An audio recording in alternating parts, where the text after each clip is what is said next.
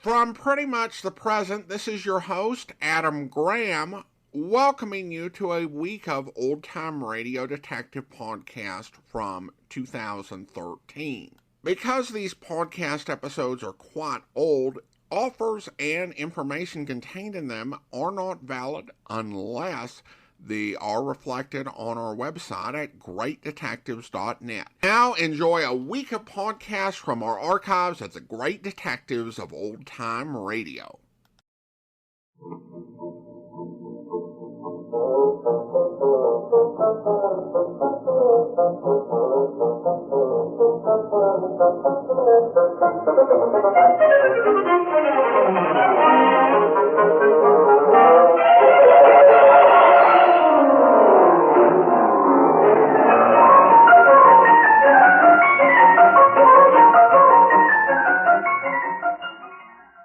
Welcome to the Great Detectives of Old Time Radio from Boise, Idaho. This is your host, Adam Graham. If you have a comment, email it to me. Box13 at greatdetectives.net. Follow us on Twitter at Radio Detectives and become one of our friends on Facebook. Facebook.com/Radio Detectives. Today's episode is brought to you by the support of our listeners. And even though our listener support campaign ended last week, we'll be thanking a lot of folks who participated and donated this week. I'm recording this particular episode on Saturday, March 9th, and we have one full week left in the campaign at the time I'm recording this, and the last week tends to be the most active. So thanks to everyone who gave, and I especially want to thank David and John and Tracy for their support, and we'll be sending along the appropriate thank you gifts. Now it's time for today's episode of The Adventures of Frank Race, The Adventure of the Gold Worshipper. The Adventures of Frank Race, starring Paul Dubov, with Tony Barrett as Mark Donovan.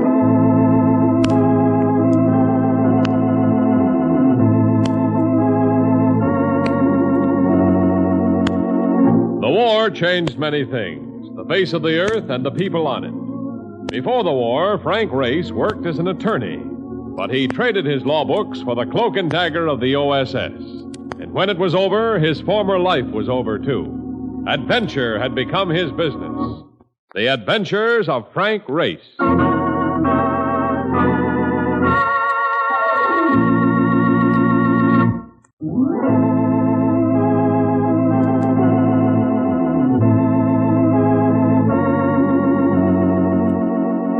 Now we join Frank Race for the adventure of the Gold Worshipper.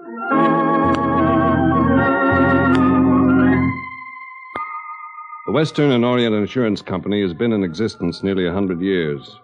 Formed in San Francisco to insure gold shipments, it has since underwritten everything from windjammers to coming-out parties.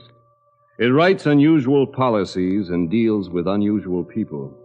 So as I entered the home offices on Market Street, I was prepared for an unusual assignment, and I got it. From the lips of Gaylord Stewart, president and general manager. Know anything about Macau, Race? It's no featherbed, one of the toughest spots in the Far East right now. If you've been in Macau, you've no doubt heard of Armando Dutra. Yes, one of the biggest gold brokers in Asia. He asked me to send him the finest investigator I knew. So I called you. Thanks for the confidence. He finds you can practically write your own ticket on the fee. But don't get the idea that I'm handing you something on a platter.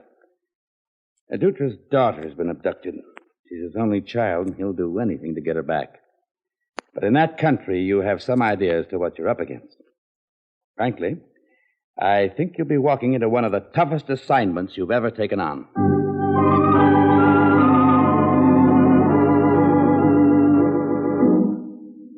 Macau on the south coast of China. Blue skies and a benevolent sun. The last time I'd been there, I'd known nothing but rain. This was quite a change. And I found it hard to retain the feeling that I'd come to participate in violence. Here was a colony about which the poets had sung, and I was ready to believe the lyrics. Then, less than an hour after Mark Donovan and I had checked in at the Bella Vista Hotel, there came a knocking at our door. Visitors already? I'll get it, Mark. Race! I'm all right, Mark. You sure? I've opened doors like that before. Yeah. You twisted just in time on that one. Look at your coat, will you? Powder points. It'll go on the expense account. Look, what's a pitch on this? We only been in town a couple of hours. Could have been a door-to-door salesman who didn't care for my expression. No, wait a minute. I'm for real. Nobody knows us here. Mark, when you move into a thing like this, you're usually pretty well tagged. And by all the wrong people.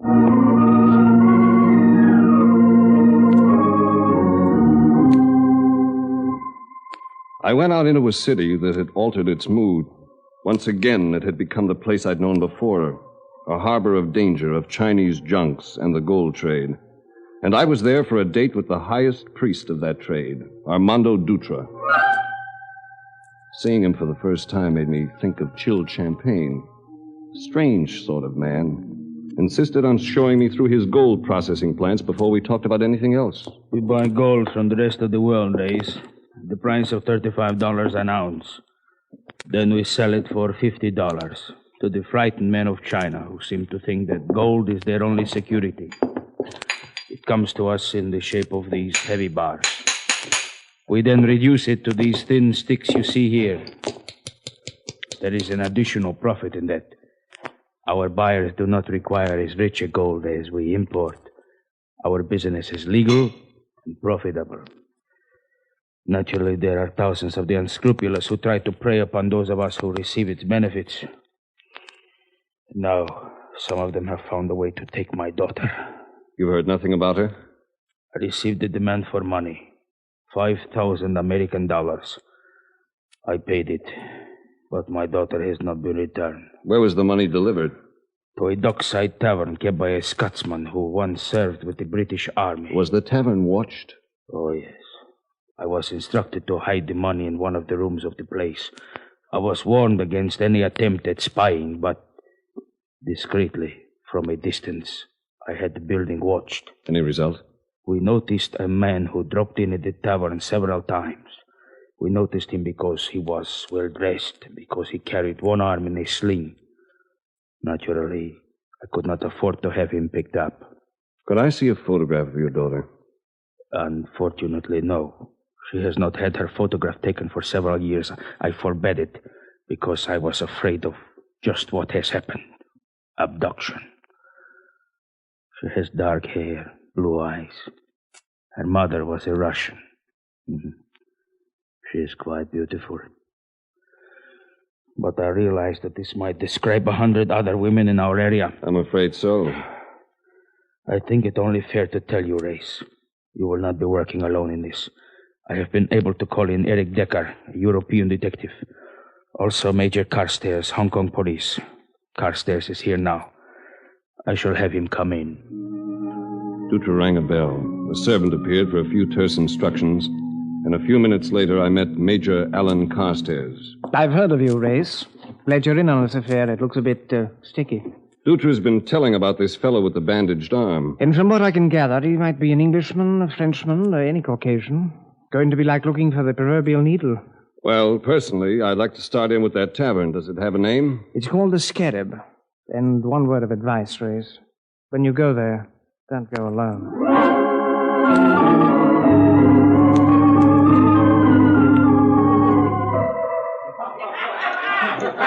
The Scarab. And one look at it gave plenty of reasons for what Carstairs had said. It wasn't hard to spot the proprietor. He stood behind the bar beneath a blown-up picture of himself in kilty uniform. Holy cow, what a layout. I would feel safer in a coffin.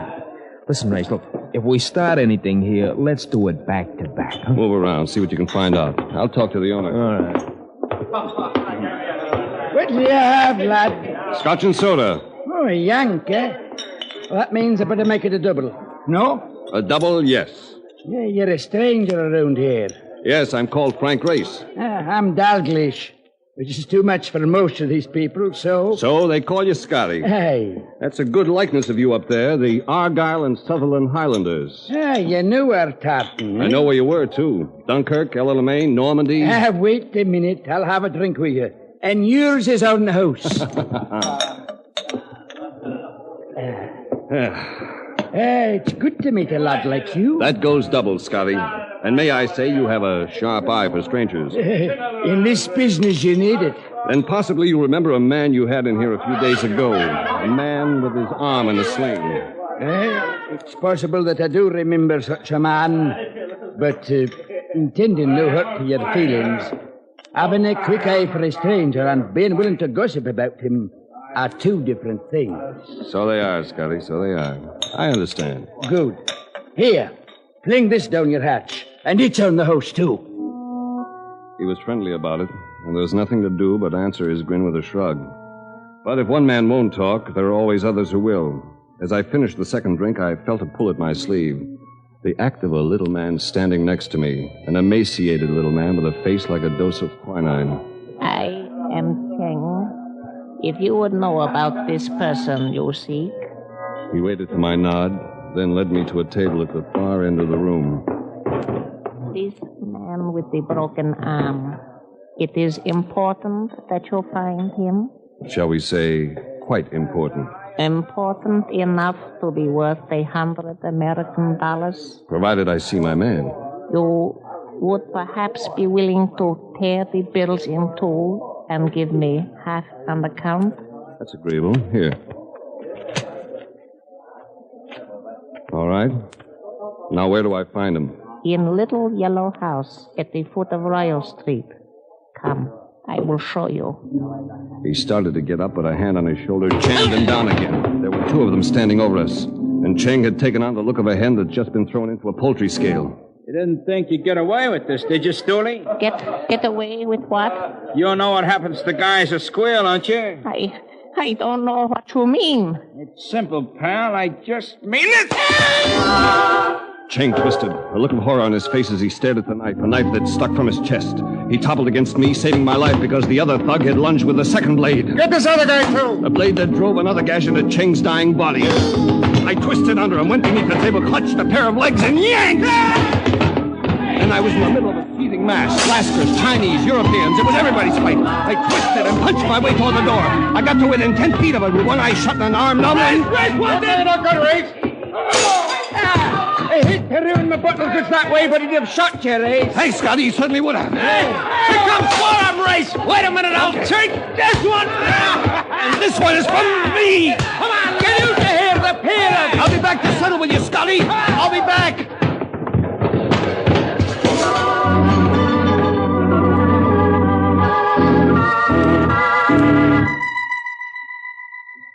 It wasn't hard to find the little yellow house at the foot of Royal Street. One of those high-stooped, semi-basement affairs. It looked more like something you'd find in New England than in an Asiatic seaport. Mark rang an old-fashioned pull bell several times, with no result. So we did a little breaking and entering, had a look around. It was neat, well-furnished, with evidence that a woman had been living there. We gave it up for the time being and went back to the Bella Vista Hotel. Mark went up to the room, and I headed for the bar. It was a long bar, but no bartender in sight. I was just about to call it off when a provocative voice brushed against my ear. I understand that you are looking for a man who has a broken arm. She smelled like a garden in the evening, looked like your favorite dream, and presented a gaze that said, make a pass at me and you'll draw nothing but a right cross. But for such a blonde, I'd take that kind of a punch any time. So I reached for the glass she was holding. You may not like that. It's a Gibson. I like it, because believe me, I need it. Why, do you want to see the man with his arm in the sling? I write for the newspapers. He's news. Why is he news? Seems to be wrapped up in a grand-scale kidnapping. I could use a scoop on it. How could one be sure that you are a newspaper man? Look, baby, even from one eye, you're a thoroughly beautiful wench, with the doggiest legs I've seen since an aerialist I glimpsed in Paris last month. But if I remember correctly, I did not seek you out. Quite true. It was I who made the approach. Then let's dispense with the police state attitude. You want something of me. What is it? If I took you to that man for this scoop, would you be willing to help him? In what way? He's been hurt. He needs help. But help, that is, shall we say... Of the proper kind? Yes. All right, let's go.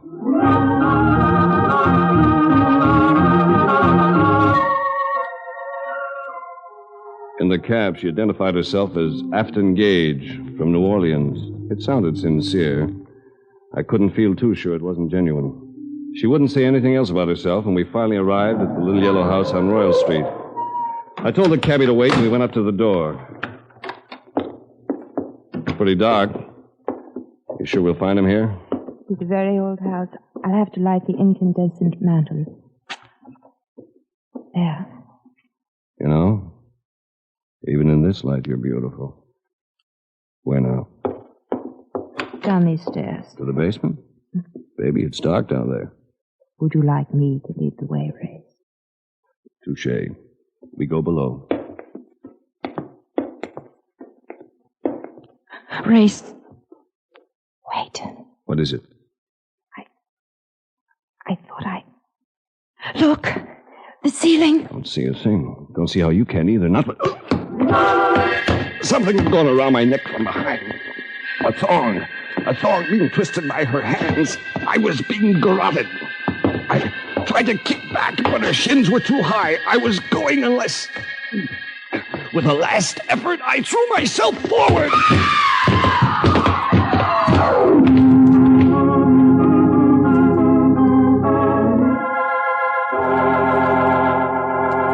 We'll return to the adventures of Frank Race in just about 1 minute.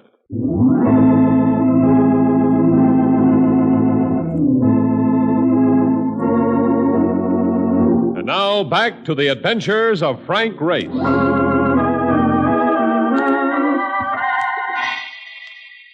I came out of it conscious of nothing but darkness and a shoulder that had gone on strike and was picketing the rest of me painfully. I fumbled for a match, found one, and managed to locate the gas jet. As I lit it, I heard the girl stir. She lay half on her side with her blonde head resting on some sort of carton. I got down on my knees beside her and had a good look. Her face hadn't been hurt. Her head seemed to be all right. Even in the gaslight, she looked gorgeous. Here was a female who had tried to murder me, and in a manner no one likes to be murdered. But with her face that close to me, I couldn't hold out. I bent over and pressed my lips to hers. Softly at first, then hard.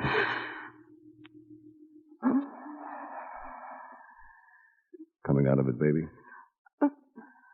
What happened to it? Nothing much. You tried to throttle me. We pitched down the stairs. I must have been the buffer. You seem to be all in one piece.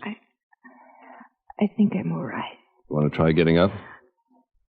Ray, you kissed me after what I did to you. Why? You're very lovely. Is that all it takes? Being lovely. Who knows? Least of all the man who does it. But I'm no problem to myself. You're the question mark. After all, I was only trying to help you. So you make an effort to murder me.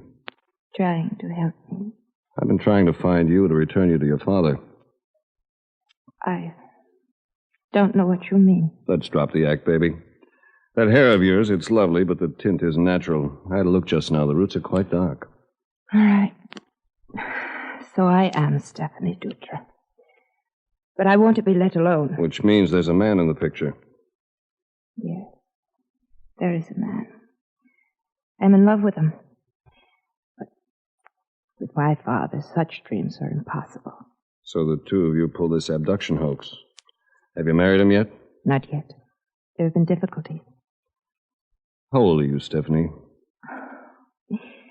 That's always a futile question, Ray. In her own mind, a woman is always too young or too old. Never of an age to reveal. My guess would be about 19. You're entitled to your judgment. I'm going to have to take you home, baby. I suppose so. But first, with the arm that still worked, I drew her slowly to her feet, slipped the arm around her, and kissed her again. For a second, I got no reaction at all. And suddenly a pulse seemed to throb through her body. And for just an instant, I felt sure she returned the caress. Say, what are you trying to prove? Just a little therapy, honey. If it works, you might be a lot happier. Come along. It is your intention to return me to my father. Let's get it over.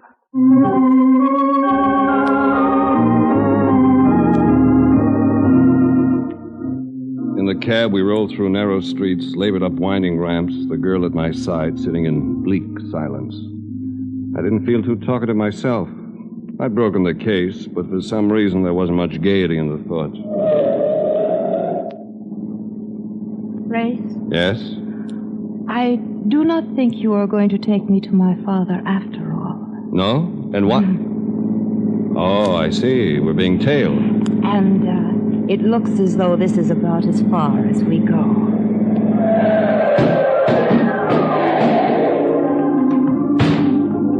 They pop from that car like slices from a toastmaster. 4 of them, including the 2 knife wielders of the Scotsman's Tavern. Move over, doll, while I plug that guy. No. You will leave him alone. I insist on it. Okay, but if he makes one phony move... Race. Goodbye, Race. So long, Stephanie. Lots of luck. Thank you, Race.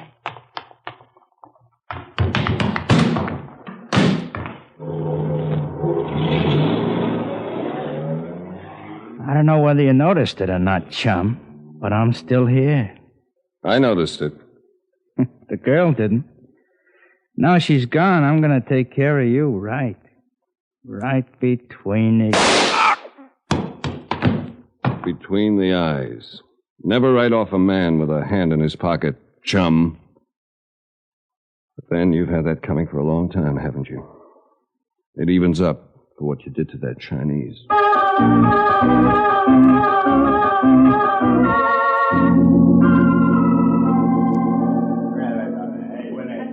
In the lobby of the Bella Vista Hotel, I ran into Major Alan Carstairs, and he shook my hand. Well, Race, I trust you've had more luck on this case than I've encountered.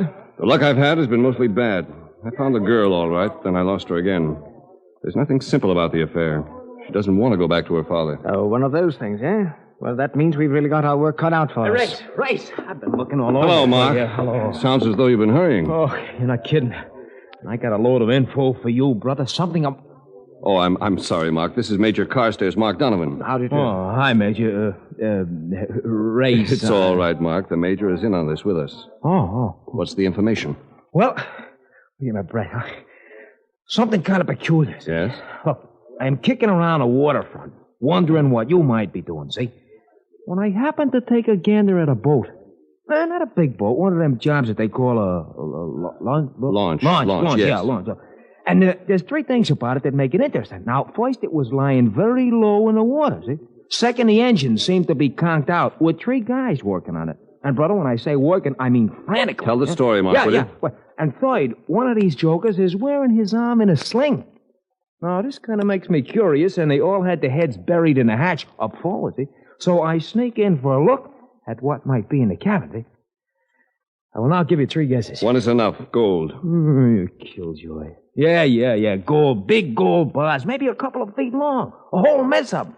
I used to wear it. Come right over here. It wouldn't hurt to take a look at that, Carstairs. I believe we're safe enough in having a look. There's probably no significance to the gold. It's perfectly legal to buy and take it out of Macau. It's only when it reaches other ports that it becomes contraband. But the chap with his arm in a sling, we're certainly interested in him. Will you lead us to it, Donovan?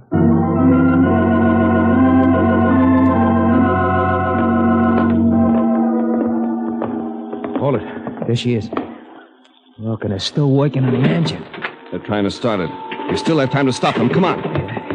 Hey, they're pushing it away from the dock. Hold it. We want to come aboard. They don't look as though they're gonna... Race, back! Move back, Race! Oh, look, chum, we ain't got a chance against that chatterbox. He's quite right. We'd better clear out of here.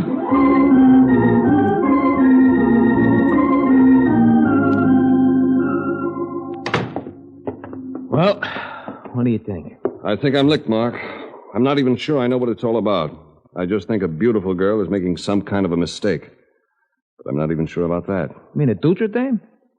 What kind of mistake? She's in love with some fellow who seems to be a first-class heel. I say that, and I don't even know his identity. The way he's involving her in all this grief, I don't know.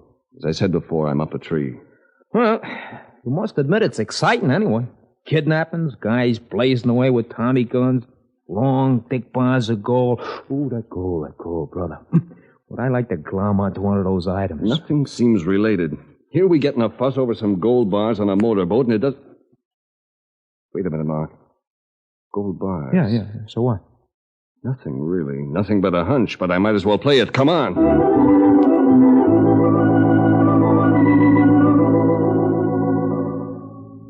I tell you, Race, it's cruelty to animals. This animal, me.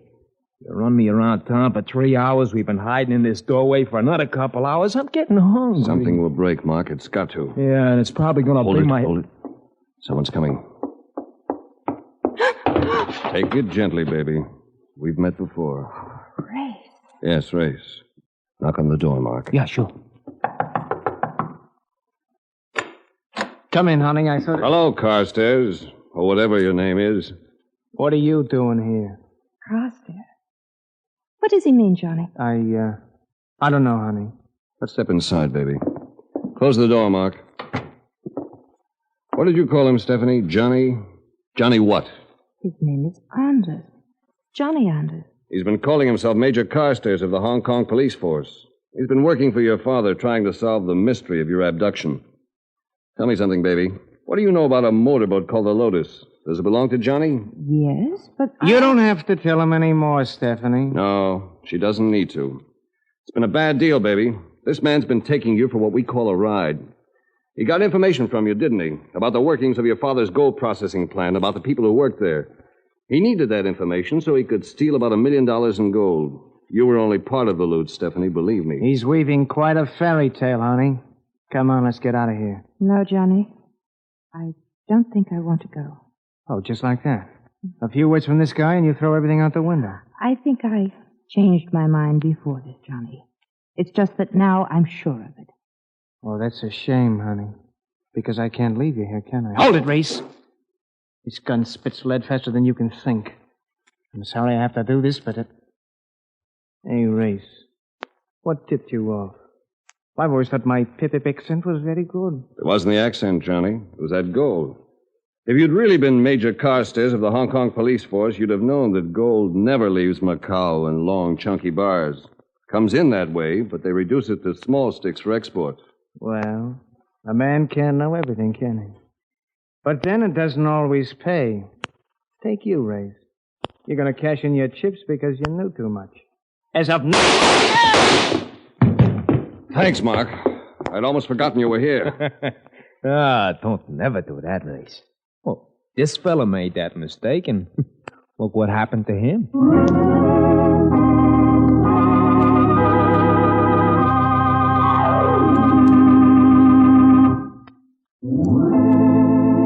The Adventures of Frank Race, starring Paul Dubov, with Tony Barrett as Mark Donovan, comes to you from Hollywood.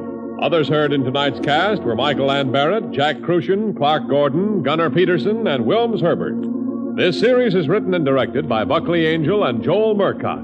The music is composed and played by Ivan Ditmars. Be sure to be with us again this time next week for another dramatic chapter in the Adventures of Frank Race. Art Gilmore speaking. This is a Bruce Ells production.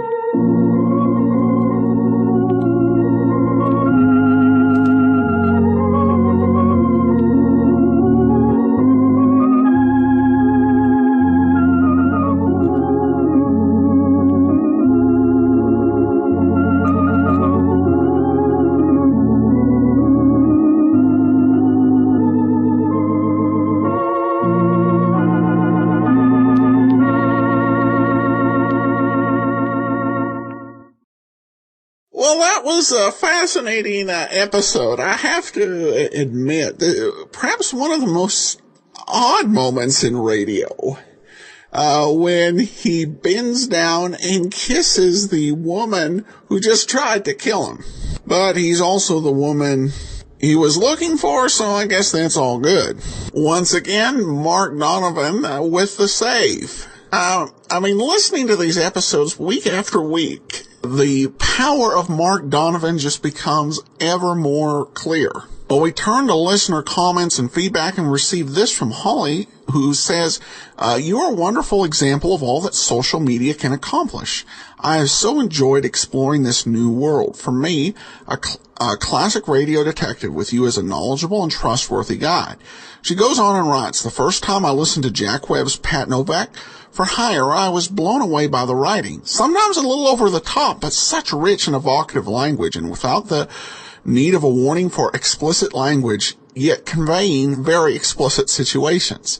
And then I listened to Pete Kelly's Blues. Can life get any better? More plot and characters, great use of language, and incredible music, all into one experience. Thanks for the ride. Well, thanks so much, Holly. And those are definitely two very original series. I really appreciate those programs that go kind of beyond what we would normally expect from a detective drama to give us something really extra special. There are certain shows, I think A Life in Your Hand is one. Those are two others that really go beyond just the typical formula, and Richard Diamond to an extent.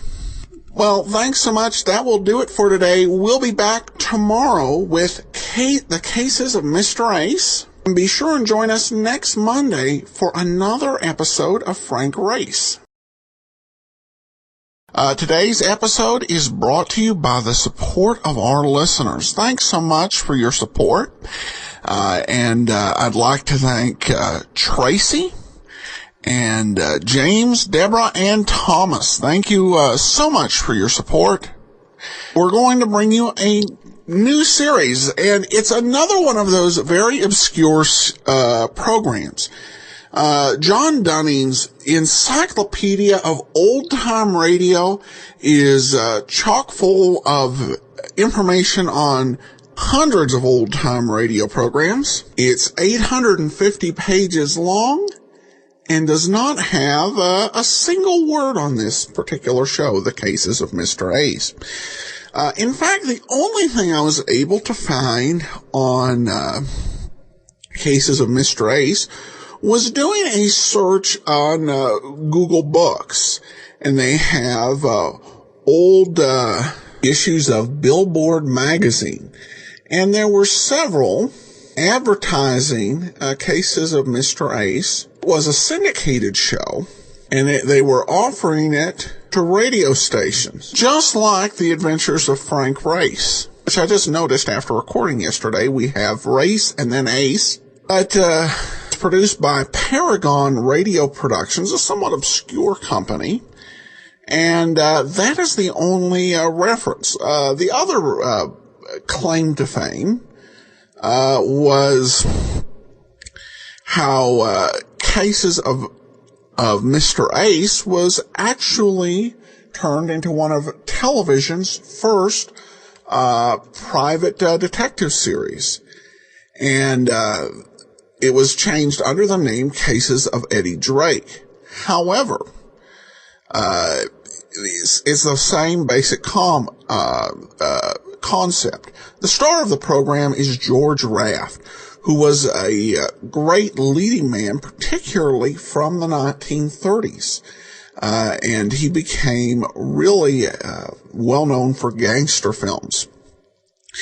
And he kind of ran into decline in the early 40s. So at this point, his star is fading a bit. This series was produced in 1947. Things kind of went downhill when he turned down the role in a film called The Maltese Falcon. Partially because he didn't know that hadn't been directed by the director, and partially because there had already been a version made of The Maltese Falcon. But still, the producers of Cases of Mr. Ace thought that he still might be a big draw, as were other actors of the era. Alan Ladd, of course, in Box 13, which was one of the first programs we saw, had a similar arrangement. This one is less well remembered, But still worth a listen. We have 2 episodes of this series, so let's go ahead and take a listen to this one. I should say that dates on these series are very hard, so I'm not going to put a date on this one. This appears to be either a pilot or the first episode of the series, cannot tell which.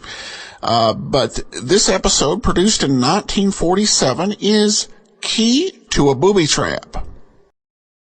The Cases of Mr. Ace, starring George Raft.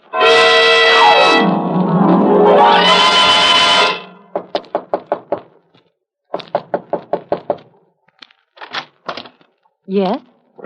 My name's Eddie Ace. Oh, yes, you're the private detective. Yes. There was a message at my office from a Dr. Gale. Asked me to come right over here. Is he in? I am Dr. Gale. Come in. Please. So, you're Dr. Gale. Shouldn't I be? I didn't expect you to be a woman. What can I do for you? I want to retain you to talk to me. To talk to you? You'll be amply repaid for your time. Oh, you don't have to bribe me. All you have to do is tell me what I'm to talk to you about. Your experiences? Why? You see, I'm a psychoanalyst, Mr. Ace. I'm planning a book dealing with criminal psychology. And I intend to do something different. And there I need your help. I want the material fresh and unbiased, so to speak. From the point of view of a private detective. Of more specifically, an Eddie Ace. You make me feel very important. Is that a trick of a psychoanalyst? No. That's a trick of a woman. What do you say, Mr. Ace? All you want me to do is to come here whenever I'm finished a case and tell you about it. Mm-hmm. The strange people you meet, what they said, how they reacted, what they were after. I guess you know what you're after, Dr. Gale. All right. When do we begin? I'm listening, Mr. Ace. I'm listening.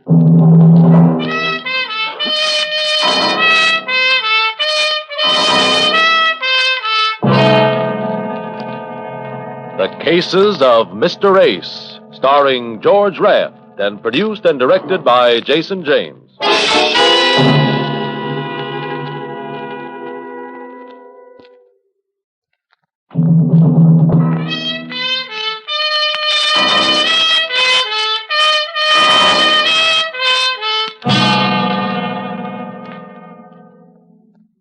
You're sure my typewriter won't disturb you, Mr. Ace? I don't think the typewriter would bother me, but I'm not so sure about the typist.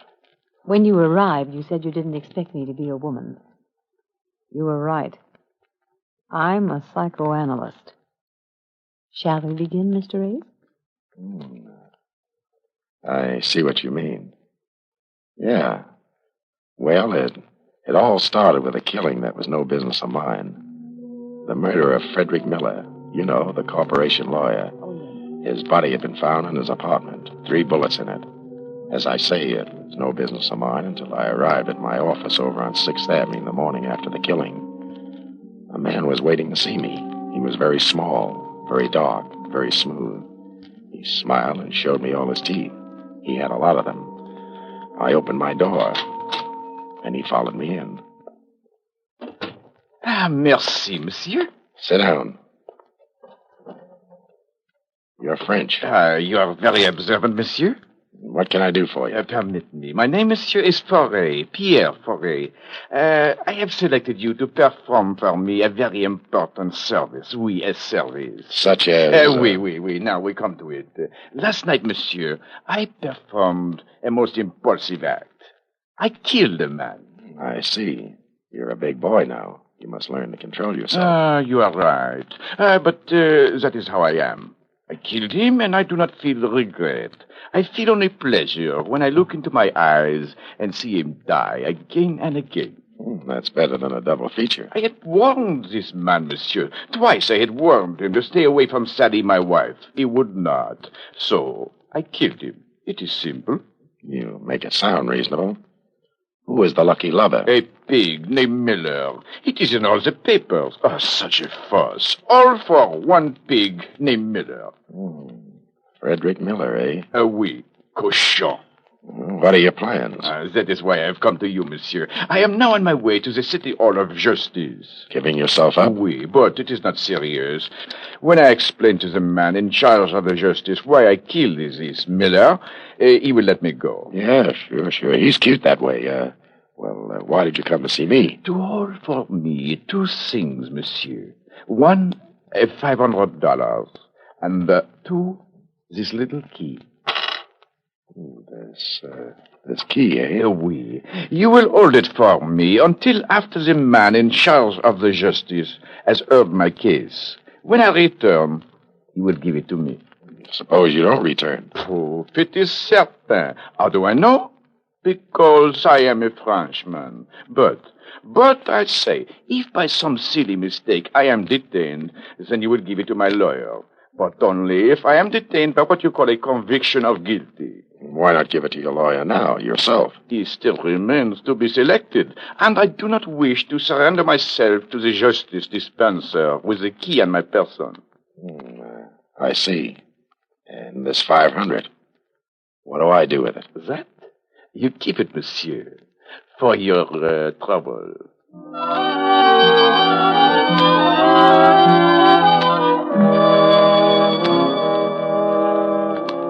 Foray left, and I sat fingering the 500 and the key. It was a small brass key, the kind you use on your trunk. No marks on it except the number, 427. I had Foray doped as a nut. Anyway, Foray confessed to the killing of Miller. And the final editions told how Timothy Hogan, the wild Irish criminal lawyer, came forward with an offer to defend the prisoner. The next morning, Hogan came to my office. I had a hunch he would. And as sure as I'm sitting here in your office, Mr. Ace, I'm certain that Pierre Foray did not kill Miller. He confessed. Confessed? Ha! So there you have a darling confession. A Frenchman, a crime of passion, and he gives himself up. No, not Foray. Not after talking to the man. And what's your best guess? Think, man, think. Can't you see it? Maybe I'm looking in the wrong direction. And that you are. Foray is covering up for someone he loves. His wife? Aha, that's the thought, Mr. Ace. That's precisely the thought. And that's why the case attracted me. There's no money in it. But it's sentimental and violent, and I'm Irish. Could be. But if he's covering up for his wife, how are you going to get him to sing? I must. If I can get him to recant a confession from his wife, I could get her an acquittal with a twist of the wrist. Good heavens, man, look at the elements. Self-sacrificing husband, outraged and betrayed wife. She comes forth at the last minute. Why, it's better than Mother McCree. I'll have the jury swimming in their own tears. I like your script. How are you going to get it on the stage? Aha, that is the problem. And there I need your help. I know this much. Yesterday, before he gave himself up, Foray came to you. What did he tell you? Nothing. He gave you something? Nothing. Oh, I don't think you're telling me the gospel truth, Mr. Ace. I'm not. I see. Very well. I'll try to persuade Foray to give you his permission to talk to me. That's better. But in the meantime, Mr. Ace, you might try to sound out the wife for me. Very, very discreetly, understand? But sound her out. You hiring me? Yes. Will you see what you can do? I'm practically there now.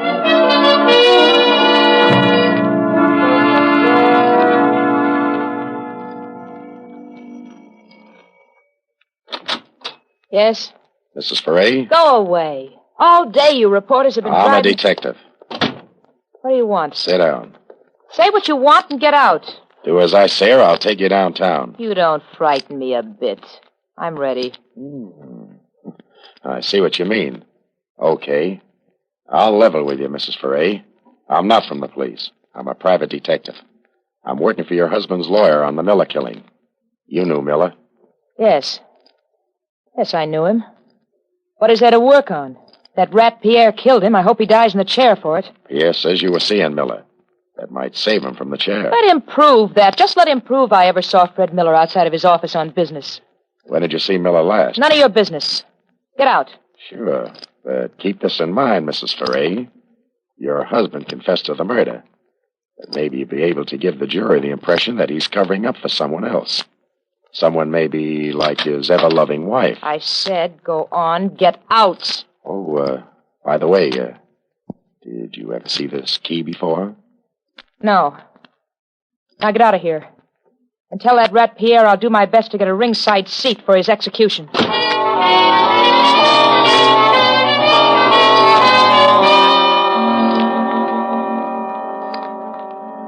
I went back to my office, opened my door, and then I saw him. A man was sitting behind my desk. He got to his feet. He didn't introduce himself, but I could tell by the bulge in his right pocket that he had a very good reference. You are Mr. Ace. What do you want? The key, Mr. Ace. What key? Please, Mr. Ace, do not act childish. Give me the key. I'm bigger than you are. But if you force me to use this gun, I shall be liver than you are. The key, please. He pointed a stubby little revolver at my head. I gave him the key. He thanked me politely enough and left. I counted 10, then raced down the hall to the fire exit, slammed down the iron stairs, and picked up behind him as he was leaving the building. He went straight to the Times Square station. I went right behind him. He went directly to the lockers. I was right behind him. He inserted a key in the locker number 427, threw the latch, pulled the little door open, and then...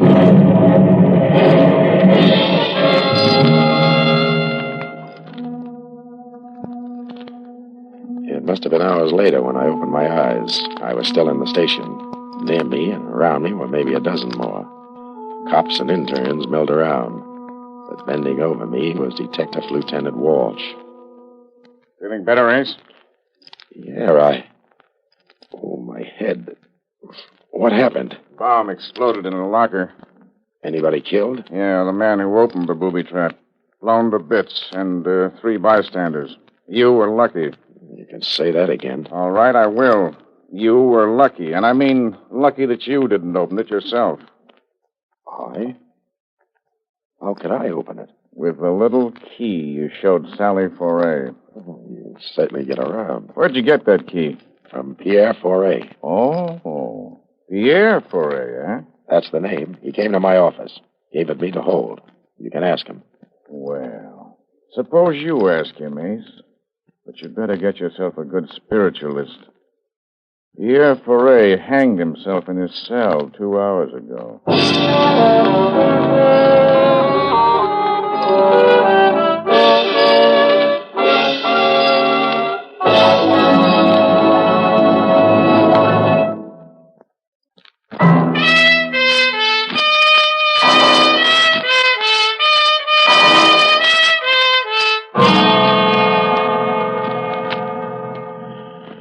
Walsh took me down to police headquarters. He talked to me for 2 hours. He didn't learn a thing, but I did.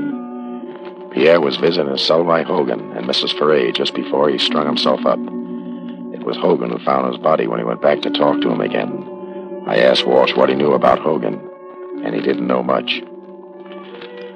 I left police headquarters and went around the corner to Jenny, the bail bond. Jenny had been around New York longer than the city charter and runs the biggest bail bond mill in town. I asked her what she knew about Timothy Hogan. She didn't know much offhand, but promised me a rundown by morning. I said I'd call her and left it at that. Outside, the rain was just beginning to wash the town. A hack pulled up. I opened the door, bent to get in when the butt of the gun came down across my skull, and that was that. It was the cold water that brought me out of it. I opened my eyes. A ceiling and a chandelier spun around. I closed them again. Leo, douse him again. Ace. Ace, you hear me? Get up! The man said get up, and the man meant it. The man was big enough to lift me to my feet with one hand. I tried to open my eyes. There were battleships tied to the lashes, but I made it. 2 other mugs flanked me, with Mike in front of me. The rug was wet with blood and water. The water and the rug were theirs. The blood was mine. Somebody must have taken a bad working over. I began to figure it must have been me, but I couldn't remember. In fact, I didn't even know who Ace was when Mike barked the name. You hear me, Ace? Give me a drink of water. Leo, give him a drink.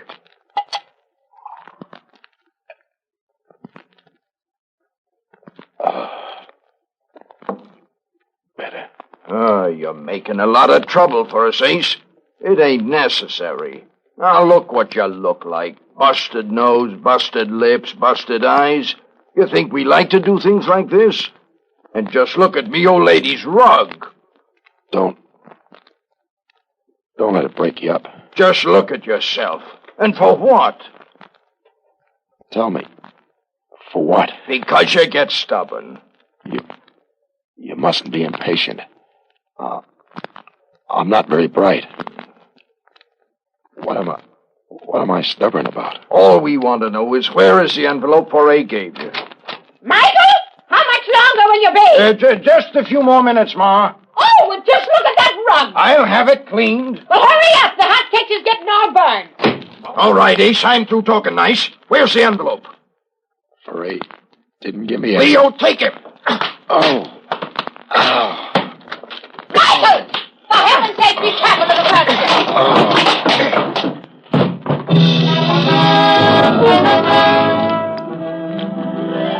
And the last I remember, there was the old hag screaming about her furniture. I know I smashed a chair when I went down, and that made me feel pretty good. I felt the water hitting my face again. I got my right eye unstuck.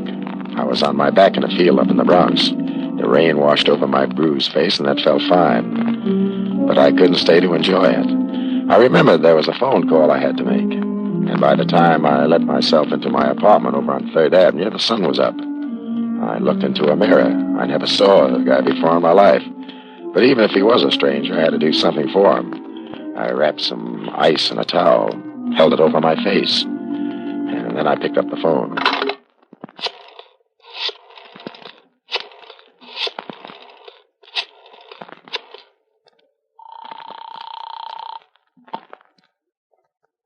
Jenny's bail bonds. You sleep in that ratty office of yours, Jenny? Well, there's citizens being arrested, day and night, Ace. I got that smear on Hogan for you. How does he shape? Well, he was the mouthpiece for the old Ringo mob. Back in Prohibition, When Ringo got pushed over, rest his soul, Hogan fronted for the policy boys in Harlem. And finally, he broke away from the heist guys, went into straight criminal law. Only the very highest types criminals. Where does he hail from?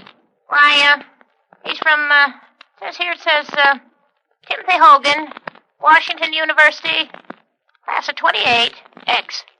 X? What's that mean? X, it says. I see, didn't finish at Washington. No record of any other school. I see. All right, thanks, Jenny. Yeah. Anything else I can do for you? Yeah. Keep a nice fat bail bond warm. I may need it.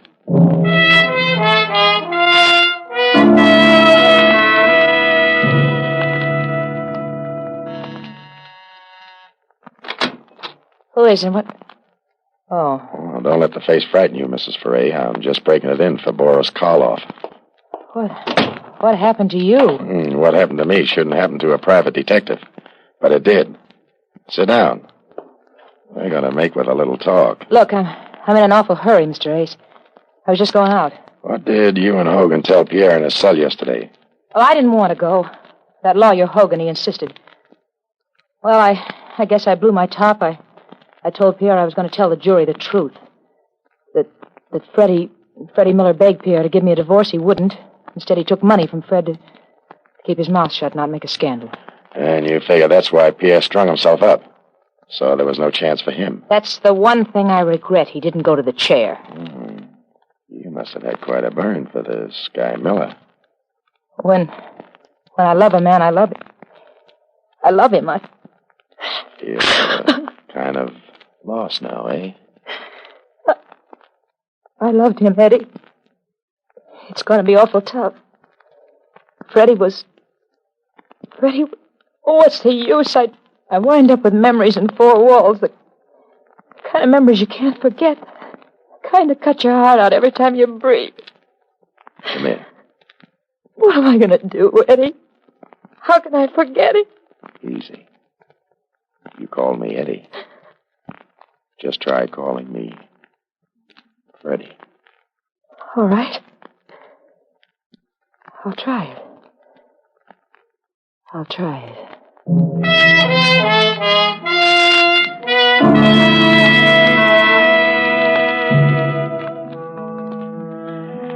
little later, I remembered that Sally was just on her way out when I arrived. I asked where she was headed for. She hedged a little, but then I saw the court orders on the desk. She was going down to the First National Bank to open Pierre Foray's safety deposit box. I went with her. The small vault contained some jewels, an insurance policy, and a bulky package wrapped in brown paper. The jewels are mine. I'll take them with me. Maybe we better see what's in this package. I can't imagine what it could be. Money. $1,000 bills. Must be 50 of them. $50,000? Well, where did he get all that? Not in the private eye business. In this envelope. I think we better open it in the presence of a lawyer. Look, I'm going upstairs to see if anybody's around that looks familiar. Here, take this nickel. Yeah? Call police headquarters. Lieutenant Walsh. Tell him to meet me right now at Timothy Hogan's apartment. This is important for both of us, Angel. So don't trip. I'll wait for you outside.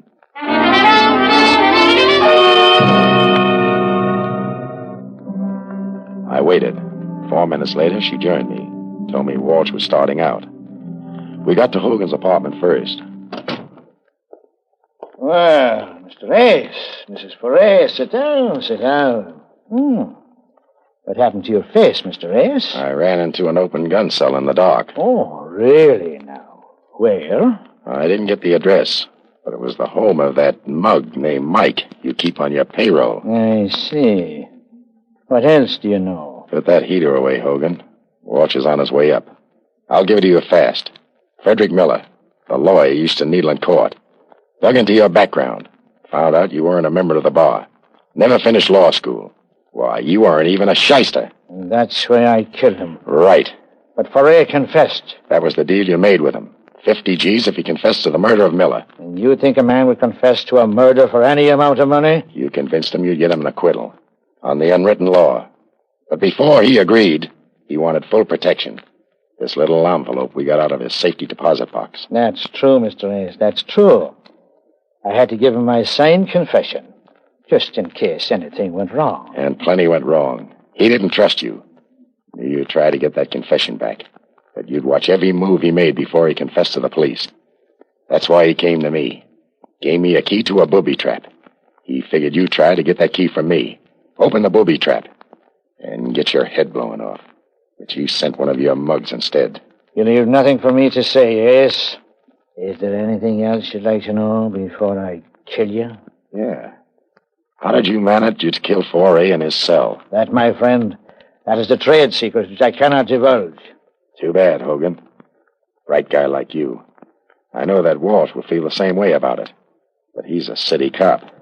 Mr. Ace, you are priceless. But you made just one little mistake. You see, Sally here wasn't in love with Miller. She didn't even know him. Sally was and always has been in love with me. That true, Sally? Here's your nickel, Eddie. I didn't make that call to police headquarters. So little Sally wasn't 3-timing. She was 4-timing. You know, Ace, it's remarkable you've stayed alive as long as you have. Can you give me one good reason why I shouldn't kill you? Can I skip that question and take the $32? Go home, Sally. Yeah, I'm sorry, Eddie. Believe me, I am. Go on home and sharpen your stiletto. Going somewhere, Mrs. Foray? Look out, Walsh. He'll shoot.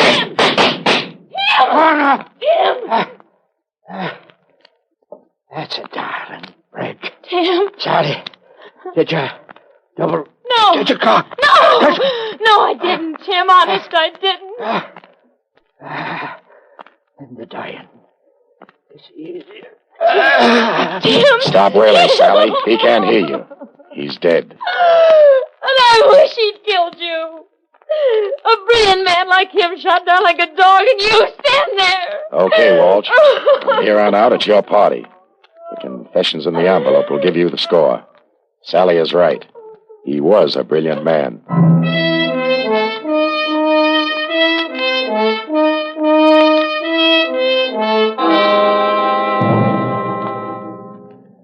And that's how Timothy Hogan died. Here, I called Walsh when I left Sally for a minute at the bank. She could have been held as an accessory to the murder of her husband in his cell. But Walsh never got her down to headquarters. She took a header out of the window. I guess it was better for her like that. Well, that was a gory business, wasn't it? Gory? Oh, I thought I'd give you the mild ones first. Mild? Good heavens. Do you mean that this sort of thing goes on with you all the time? Only when business is good. Well, for my sake, then, I hope business improves. Good night, Mr. Ace. There's something I'd like to say, Dr. Gale. Yes? Well, it's... never mind. Maybe next time. Or maybe the time after that. You're reading my thoughts marked private. Good night, Dr. Gale.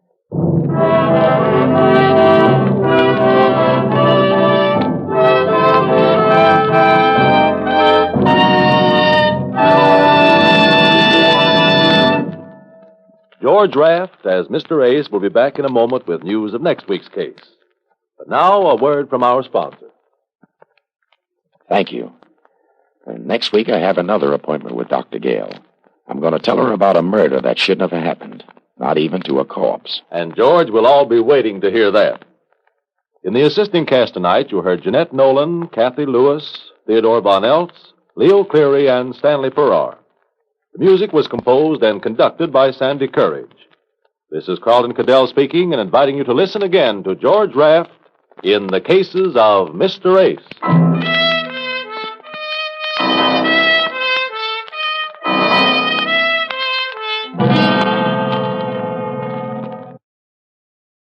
Welcome back. Well, kind of a typical private eye drama, but with a unique framing device, talking to the psychiatrist about the case.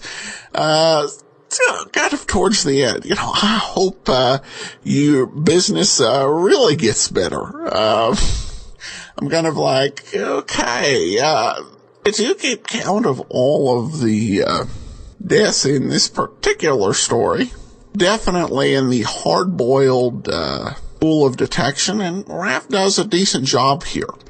The one thing I guess that's also worth noting is the supporting cast listed with names like Jeanette Nolan and Kathy Lewis. Some of the better radio cast in terms of character actors. This suggests that even though the production company is listed in New York, the series was and the setting is in New York, it seems quite plausible that the series itself may have been produced in Hollywood, given the Hollywood names in the series. All right, well, we will be back next week with another episode of the Cases of Mr. Ace. Join us tomorrow for Let George Do It.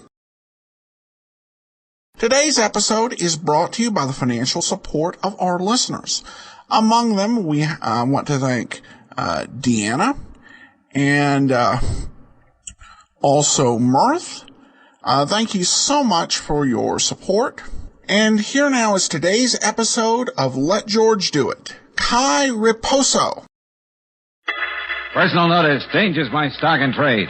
If the job's too tough for you to handle, you've got a job for me, George Valentine. Write full details.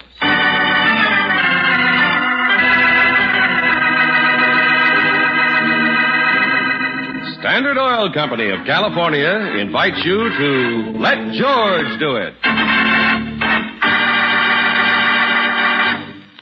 Before we begin tonight's adventure of George Valentine, I'd like to remind you that the oil in your car needs to be changed regularly to keep your engine clean and cut down on those repair bills. So don't neglect this important job. Let Car Savers drain your crankcase and fill it with fresh, heavy-duty RPM, the motor oil that reduces engine wear and greatly increases the time between overhauls. If you're overdue, stop in tomorrow for a complete oil change at any independent Chevron gas station or standard station where they say and mean, we take better care of your car.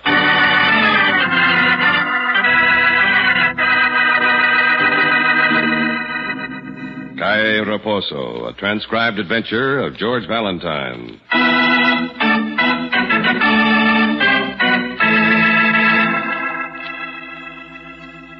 Dear Mr. Valentine, For a man who advertises that danger is his stock in trade, the assignment I have in mind may possibly turn out to be a bit tame. On the other hand, you may suddenly find yourself full of lead.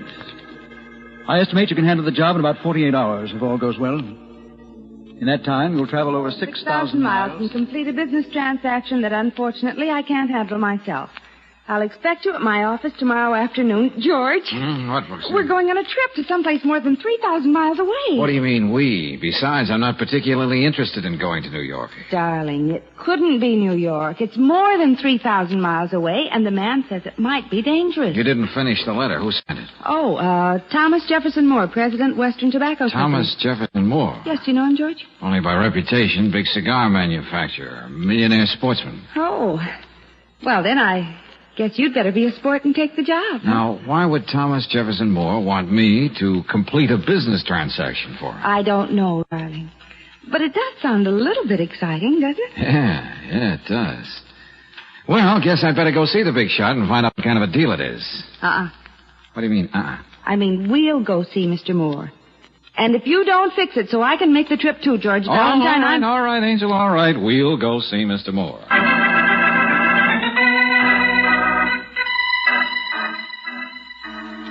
This whole thing's very simple, Valentine.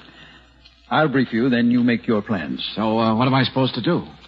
There's a man in Havana, Santos Orlego, big plantation operator. Has a large amount of very excellent tobacco I wish to buy.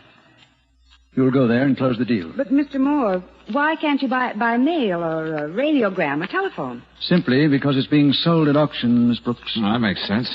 But why can't you go to Havana and bid on it yourself if it's that important? Because I prefer to keep my health. I'm afraid I don't follow you. I didn't think you would. In this city, there's a certain gentleman. I use the word extremely loosely. A gentleman by the name of Ran Hubbard. Oh, he's a racketeer or something, isn't he? I believe that's one description. Except that, for the purposes of the moment, he's calling himself a tobacco broker. He figures to buy the same lot. But he can't stop you from bidding against him. Not directly, no. However, I have it on good authority, no less than one of Hubbard's henchmen, that if I go to Havana on this deal, I stand the chance of having my life abruptly ended. I don't relish that thought. I see what you mean. If anybody's going to be bumped off, you'd rather it be me. I can see you're a young man with rare insight, Mr. Valentine. Now, you'll travel United Delta National to Miami. Your plane leaves at 10:55 this evening. You mean our plane, don't you, Mr. Moore? What? Yes, I rather anticipated that remark, Miss Brooks. All right. Transportation for both of you. Expenses, of course, and double your daily fee, Valentine. You'd better cable for reservations at the National, best hotel in Havana. You seem to take it for granted, Mr. Moore, that I'm willing to have people take pot shots at me. Well, who'd take pot shots at you? Hubbard's men would know you represent me.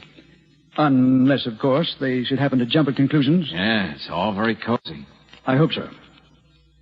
Also, they won't know that you have in your pocket my signed check with the amount left blank. No, of course they won't know that. What did you say? That's taking a pretty long chance, isn't it, Mr. Moore? I could fill in that check for anything I liked. I could ruin you. I could also stop payment on the check, couldn't I?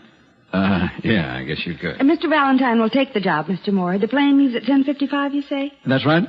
Oh, and, Valentine, don't bid over $85,000 on the tobacco. That's as high as I go. Suppose Hubbard's man goes higher. He won't. If he did, he'd lose money on the deal.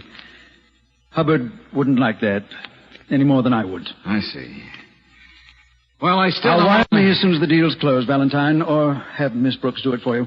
Oh, here's the blank check. And another one for $2,000. Expenses and so on. Well, now, just a minute. That's all. Good afternoon, Mr. Valentine. Miss Brooks. But look, Come on, George. There isn't much time, and we have to pack.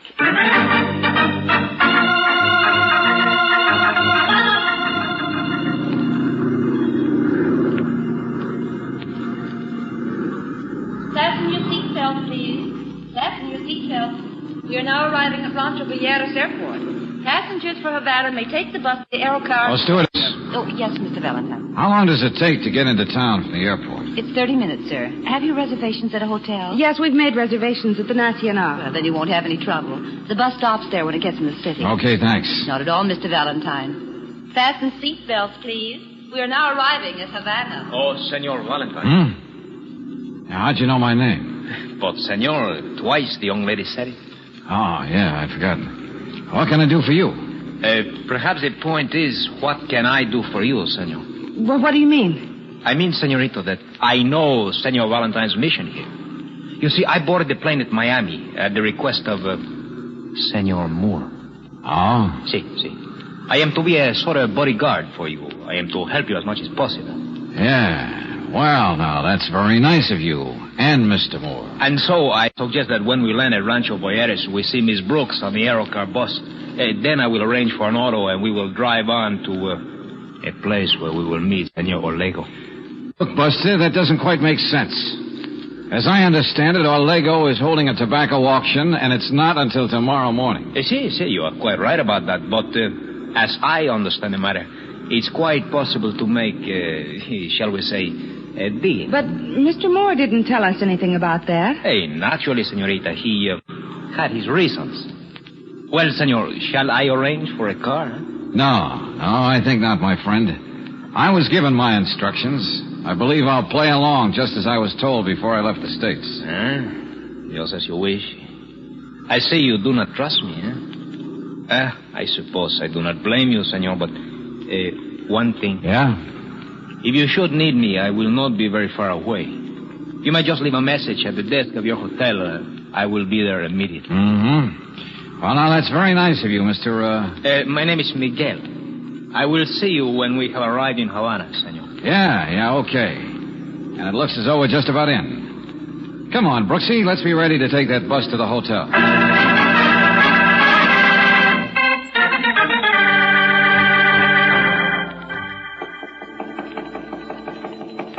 Yeah, who is it? Me, George. Oh, wait a second, Brooksy. Yeah, what is it, Angel? What's happening? That's what I came to your room to find out. Oh, what do you mean? Come on in. Oh, thanks, George. Look, what's this all about? Why the mystery? Hasn't anyone been here, darling? No, I've just been relaxing. Figured on getting dressed for dinner in a few minutes. George, a girl called me in my room on the phone. Her name is Rosa Cintado. What about it? She wanted to know if a man named Miguel had come to see you since we arrived. Hey, that's the guy who talked to us on the plane. Yeah, I know. Well, why didn't this girl call me instead of you? And what does she say about this Miguel? Just that he's crooked, works for Rand Hubbard, and that she's found out he's supposed to get you before you go to that auction tomorrow. That guy did sound like a phony. Well, it's a good thing I didn't fall for his gag and go with him. But where does this Rosa fit in the picture? She happens to be secretary to Santos Orlega, that's all. I see. But I still can't figure out why she didn't call me. She's afraid that Miguel person might be in your room, and she also said she was going to see you. Listen, Angel, why should she see me? Her boss is auctioning off some tobacco. I'm supposed to bid on it. It's as simple as that. If the opposition thinks... Yeah, who is it? Senor Valentine? Yeah? It is Rosa, senor. Will you please to let me come in? Rosa, who are you? George, did she say Rosa? Yeah. Oh, that's Orlega's secretary. Oh. I am secretary to Senor... Yeah, I know. I understand. Just a second. Senor Valentine? Wow. Please come in. George. Yeah, that's right. May I come in? Huh? Well, yes, please do. Gracias. Now, Senor Valentine, you are in danger. I am? See, you are here on the business transaction for a Senor Moore in the States, no? Well, suppose I am. My employer knows all about it, of course. But he also knows that another person by the name of Hubbard is determined to stop you. Yes, that's so. Well? Even if he has to kill you. Oh, I see. Well, I'm afraid your Senor Hubbard is still in the States. But still in the States is not a man named Miguel. George, I told you this girl called Wait a minute. Let me get this straight. What exactly does your boss want me to do? He does not like violence, senor. He does not like bloodshed. He wants you to be safe until the auction tomorrow. Well, I've got to agree with his sentiments, but I still don't know why you're here. To take you to my employer, Senor Valentine. He does not like this other man, this Hubbard. He wishes to protect you. I am to take you to him at once. Well, that's very nice of him, but I still George, don't... I think we'd better do what she says. Let's go with her. Not you, senorita. No? We cannot all go. Too many of us would excite suspicion. I am to take Senor Valentine to my employer alone. Oh, hey, now, Oh, wait a she's right, minute. Brooksy. You go to your room, lock yourself in. I'll go spend the night with Senor Orlego. See you in the morning at the auction. But, George, suppose something happens to you while you're making your bid. I imagine Orlego will take pretty good precautions against that. So get some sleep, Yeah. Angel, and I'll see you in the morning. All right, Rosa, let's go.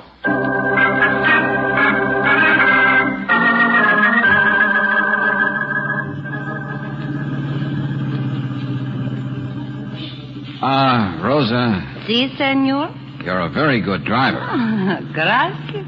But you were going to take me to see Orlego. Si, that is right. I happen to know enough about Havana to be sure we're in the old city. I see you do not understand. I guess I don't. Understand what? Senor Orlego was a very, what do you call, yes, eccentric man.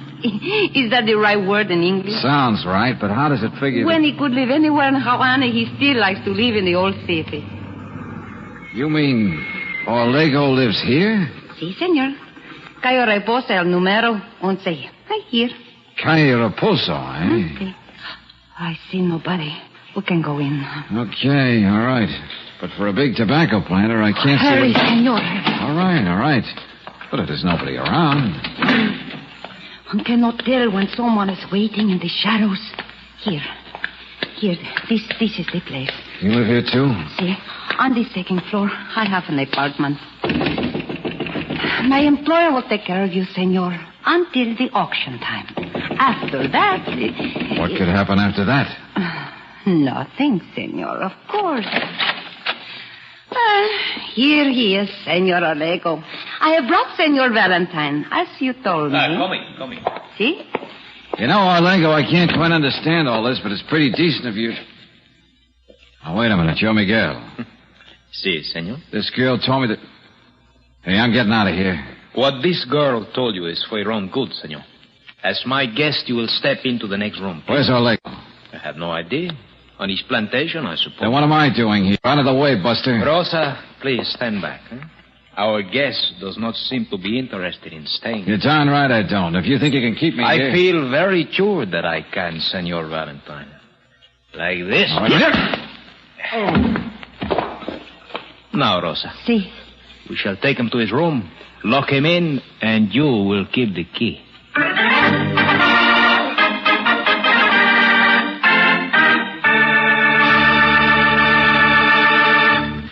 We'll return to tonight's adventure of George Valentine in just a moment. Maybe you've already found out how easy it is to forget to have your car lubricated every 1,000 miles and how hard it is to pay unnecessary repair bills. But the two go together.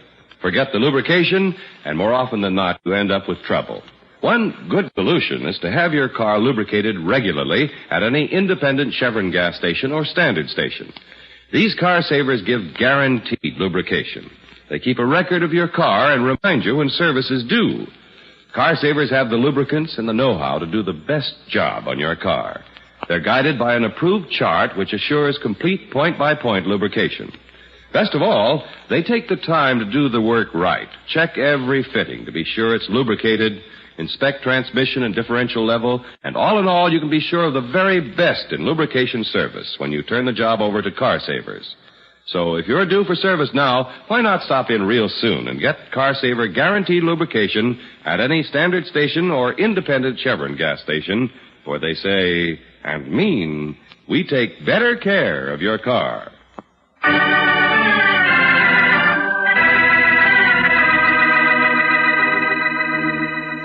It's a simple assignment, traveling to Cuba to bid in a desirable lot of tobacco. At least it seems that way until you find yourself held prisoner in a dingy house in the old city of Havana, probably to keep you from being present at the auction. If your name is George Valentine, when you come out of your knockout haze in a room on the Calle Reposo, you begin trying to figure angles.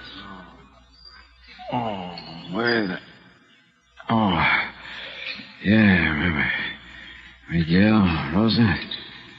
Oh, brother, I better see about this. Oh. Hello.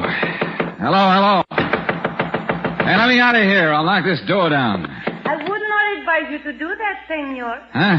That's Rosa, isn't it? See. Well, look, how long do you think a man can get along without a drink of water? I do not know, Senor Valentine. Maybe a long time. Yeah, I suppose so.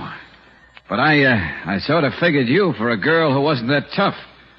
You couldn't bring me a glass of water, I suppose. Oh, see, I might. Yeah, I know, but don't bother. The same thing's happened to me before. I get interested in a girl, she turns out to be a heel, just like you did. Now, please don't do me any favors. George. Yeah? I am not like you say, a heel. That's so? See? You know, I figured you for somebody I might, but never mind. Might what? Oh, I said never mind. But Senorita Brooke? Oh, she's my secretary, my assistant, that's all. Oh, that is all? Oh, George. Yeah? You decided I could have a drink of water? Oh, I decide more than that, George. Oh, what? I like you very much. Maybe I get 2 Cuba Libras. We sit here and talk about us, huh? Come here, baby. See? You do like me, don't you? You understand very well. Oh, Rosa, you're beautiful. Yeah. Why don't you bring those Cuba Libras and we'll talk about us? See, I will be back. A momento. Oh, sure, baby. You'll be back in a moment. But I'm afraid you'll have to drink 2 Cuba Libras alone.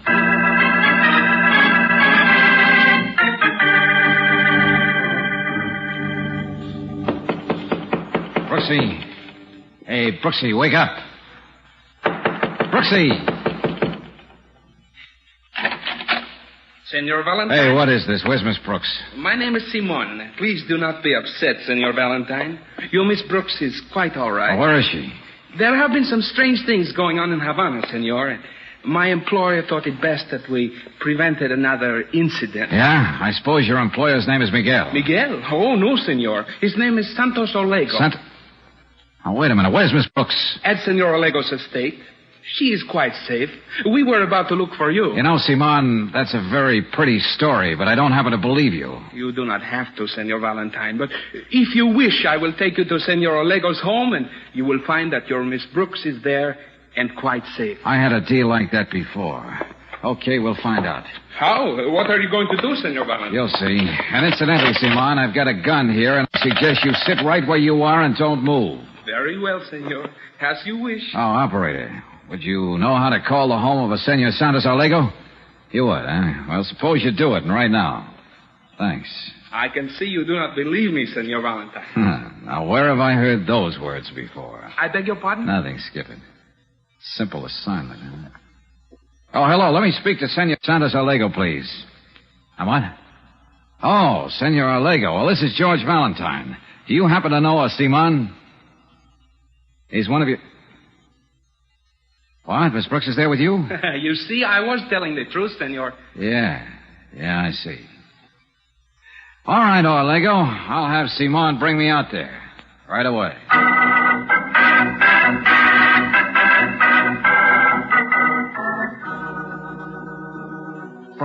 Brooksy, are you all right? Of course, George. I'm perfectly all right. Oh, thank goodness for that. I've been worried... Senor Valentine, your fears were quite groundless. We were simply protecting Miss Brooks. Yeah, but why? Why? I will tell you. As simply as possible. I have a fairly large stock of very fine tobacco. I know. There are 2 people who would like to buy it. One is Senor Moore, whom you represent. The other is a person named Ran Hubbard. Well, now, you seem to have the facts down pat. Of course he has, George. He's been explaining the whole thing to me. Well, then suppose you explain the whole thing to me, too, Olego. My boy, I shall be happy to. You see, I have been through revolutions, violence in this country. I'm a peaceful man. I do not like that sort of thing. I have seen what you call gangsters try to take over this country. So? As I said, I am a peaceful man. I don't like bloodshed. If I hold the auction tomorrow, I am quite sure that is what would happen. So, the whole thing's off, huh? We've made a trip down here to Havana for no good reason. No, George. Let him tell you. Okay, go ahead. I can't let down the man who hired me, you know. Oh, you will not be letting him down, amigo. In fact, you will be doing him a service. Now, If my guess is correct, Senor Moore allowed you to bid not more than $85,000 on this lot of tobacco. That is correct? You know everything, don't you? Oh, I like your Senor Moore. I do not like this Hubbard. So, the auction is off. And I will make a special concession to Senor Moore. I suppose you mean you'll sell him the tobacco at his price without an auction? See, without an auction, but for $70,000. If you will consider that a deal, I will draw up the papers. Make that $65,000 and it is a deal. But, George, Mr. Moore said I don't care what Mr. Moore said, Angel. I'm making an offer. How about it, Orlego? Yeah. I did not expect to run into this resistance, but as I said, I do not like that. It's a deal, then? See, we make a deal. I have the contracts here. We will fill in the amount. You will sign for Senor Moore and give me his check. And then we are finished. Senor Orlego, you have made the transaction? Si, Simon, si. And this man has practically cheated me out of $5,000, but... Then perhaps you will wish to change your mind about sending Senor Moore these special cigars, as I suggested? No. He's all right. I must be, as they say in the United States, a good sport. Senor Valentine... Yeah? Simon here suggested that on the completion of this transaction, I send Senor Moore 4 boxes of fine cigars, my own manufacture. I still wish to do so. Uh-huh. Just to make him jealous, huh? No, not exactly like that. But we are friendly people in Cuba. I like to do this. Will you take the cigar Simon has brought to your Senor Moore, please, with my compliments? Well, sure, I'd be glad to. Santos Claros, huh? I've seen your brand in the States. Gracias, Senor Valentine. Now, I will have the contract drawn up, and we will complete our business. You will be sure to give Senor Moore the cigars? Oh, yeah, sure, of course. Outside of an unpleasant incident or two, this has been an easy way to earn a fee, Brooksy. Yes, George. Look, you better call the airport and make a reservation for Miami as soon as possible. And let's just hope that never again will we have to meet anyone from Calle Reposo.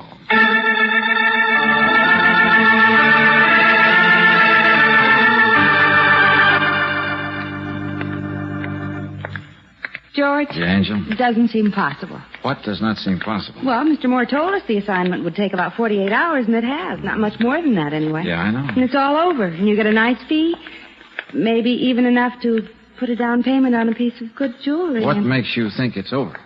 Well, isn't it? We made the trip. You bought the tobacco Mr. Moore wanted. You have the contract in your pocket. And I'm bringing him 4 boxes of Santos Orlego's best cigars at the suggestion of his man Simon. Yes, isn't it wonderful? The job's done. Not quite. Oh, now, what do you mean, not quite? I beg your pardon. I guess I wasn't looking where I was going. It's all right, lady. It's all right. It was my fault. Don't worry about it, Buster. Here we are, Moore's office.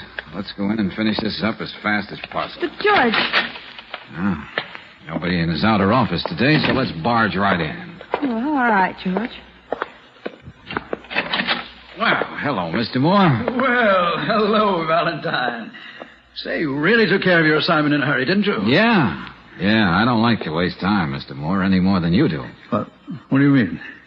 I told you it could take at least 48 hours, more if necessary. Well, it wasn't very much more, was it, Mr. Moore? No, you've done wonderfully well. I guess I owe you something back on the expense account. Oh, nonsense. You got the signed contract? Yes, I did. Oh, say, by the way, Orlego told me that he'd sent me 4 boxes of his best cigars. Just to make you jealous, I suppose. You bring them with you? Yeah, sure, of course. Oh, I wouldn't forget them. Here you are, Mr. Moore. Well, fine. It's nice of him. Thank you.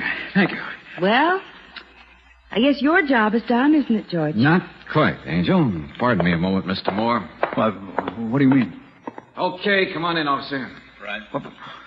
Say, what is this? What's going on here? All right, officer, there's your man, and he has the stuff right on his desk. You'd better put him under arrest. George, what do you mean? Mr. Moore hired Sure he did, to be a fall guy. All right, Mr. Moore. Guess we just better snap these bracelets on, in case you get any ideas. No, see. And I'll just take those 4 boxes of cigars. They ought to send you up for quite a long time. Come on. But, George, I don't understand. I don't blame you, Angel. I just had a hunch, and it paid off. I'll tell you about it after I've had a nap.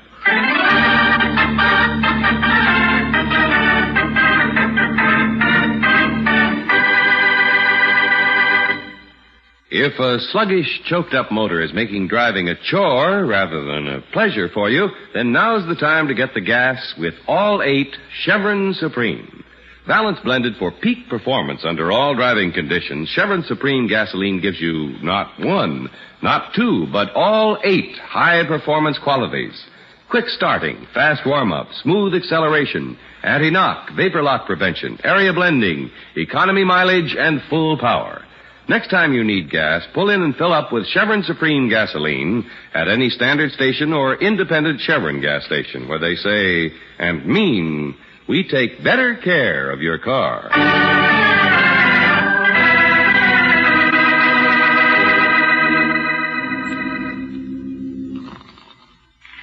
George.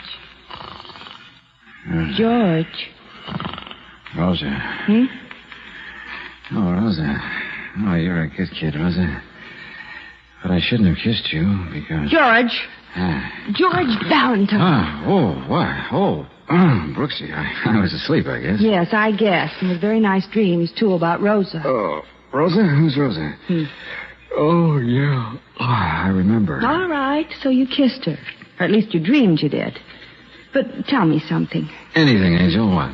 How could you have Mr. Moore arrested just for getting 4 boxes of cigars from Havana? Oh, that. Yeah, well, they were cigars, all right. But the cigar part was only on the outside. Well, isn't it always? I was sort of suspicious when Orlego and his pal Simon insisted I bring 4 boxes of Santos Claras back to Moore. Didn't seem necessary. So, when we got in, I had them analyzed at the lab. And? Just happened to be tobacco wrappers with the inside full of heroin. Worth almost as much as I paid for the tobacco. Oh, then Mr. Moore really is crooked. Ah, yes, indeed. Very profitable sideline. But Havana is so nice. And we wouldn't have gone there if it hadn't been for him. That's right, Angel. And you made a lot of money on the deal. Even enough to have a honeymoon in Havana. Yeah, that's right. And if you know any deserving young kids who want to go there and have it financed, let me know, will you? Oh, George.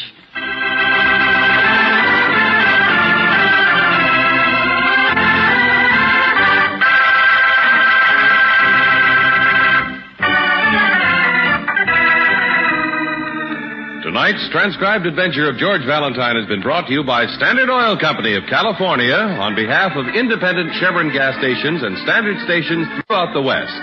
Robert Bailey is starred as George with Virginia Gregg as Brooksy. Let George Do It was written by Lloyd London and directed by Kenneth Webb. Chester Stratton was heard as Moore, Gigi Pearson as Rosa, Tony Barrett as Miguel, Ted DeCorsia as Santos, and Jack Lloyd as Simon. The music is composed and presented by Gaylord Carter, your announcer, John Heaston. Listen again next week, same time, same station, to Let George Do It. Let George Do It is heard overseas through the worldwide facilities of the Armed Forces Radio Service. This is the Mutual Don Lee Broadcasting System.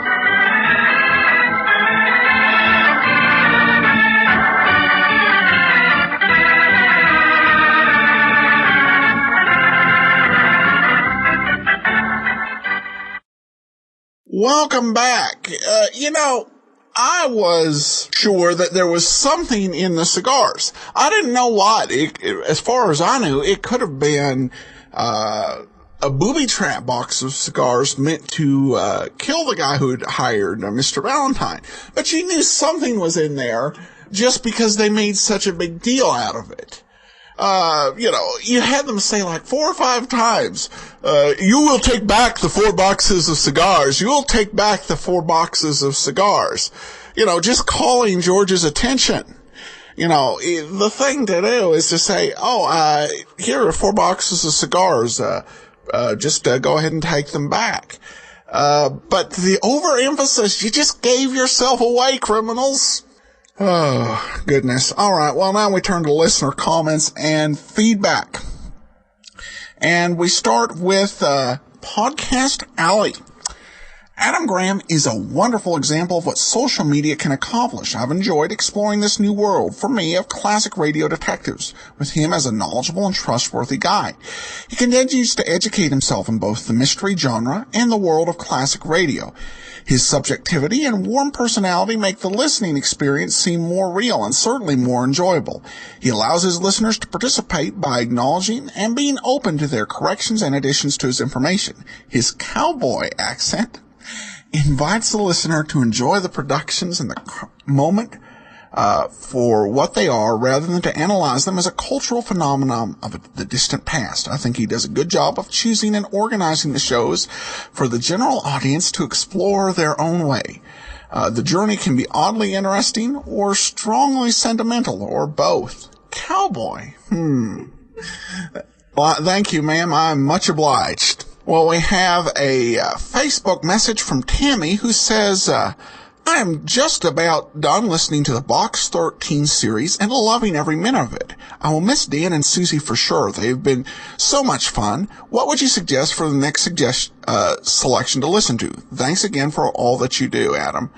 I have to admit, I am not the best person to ask, because the whole basis for a program ending up on this show is me enjoying it. But a few that I'd suggest, Barry Craig, Confidential Investigator, Nero Wolfe, Candy Matson, Rogues Gallery. We've got and of course Pat Novak for Hire, though that series I think tends to be much more a matter of taste.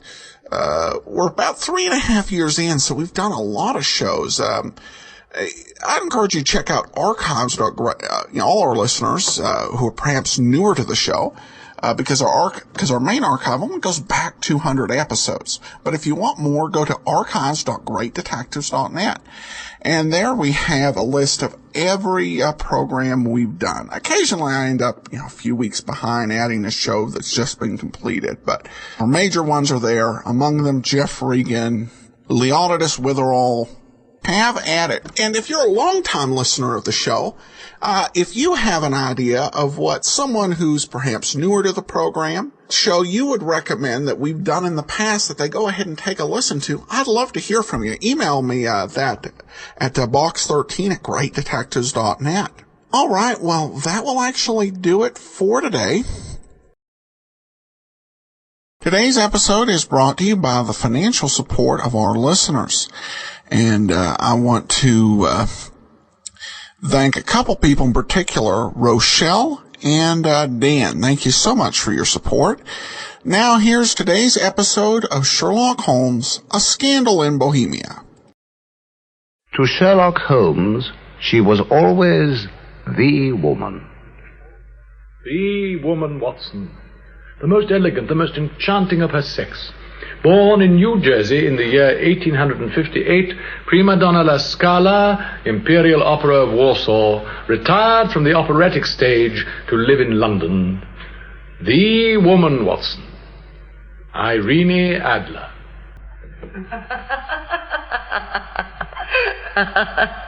I remain, Mr. Sherlock Holmes, yours very truly, Irene Adler.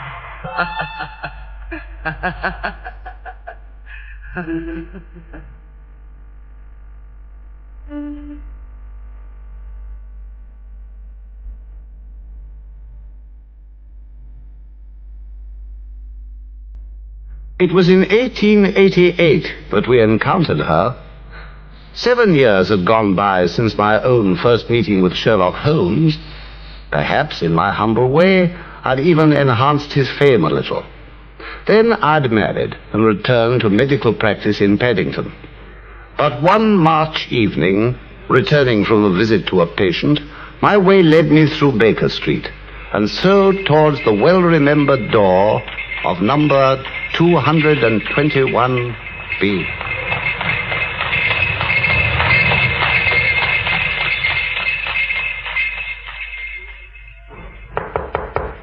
Who is it?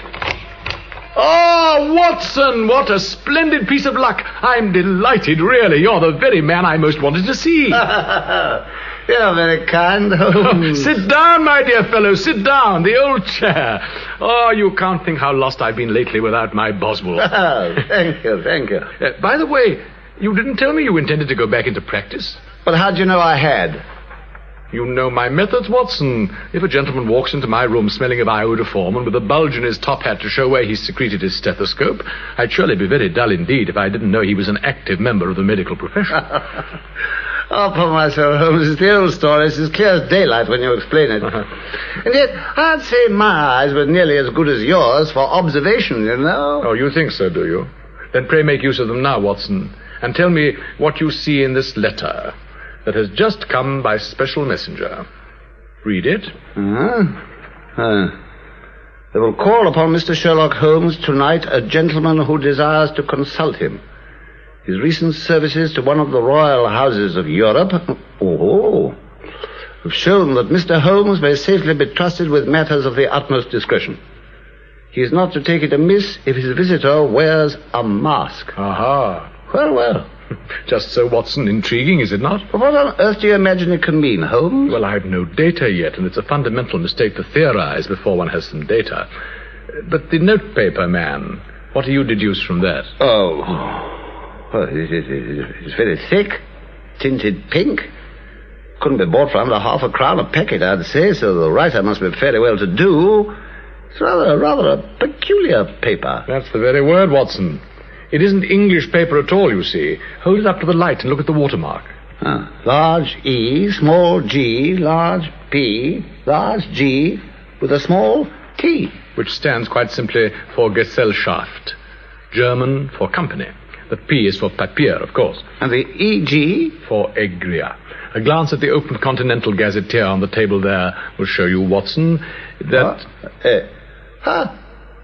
It's the only city in a German-speaking country where the main factories are paper mills. You've marked it, Holmes. Wonderful. Not so far from Carlsbad and in Bohemia. Quite so, Watson. And since our distinguished visitor...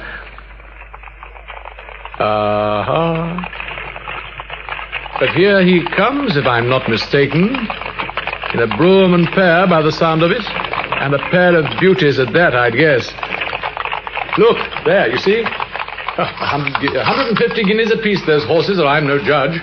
There's money in this case, if there's nothing else, Watson. And here I break my narrative for a moment to describe our singular visitor of that far-off evening. 6 feet in height, with the chest and limbs of a Hercules, a deep blue cloak lined with flame-colored silk, an opulent and barbaric apparition indeed in our drab old England. And across his face, a black vizard mask.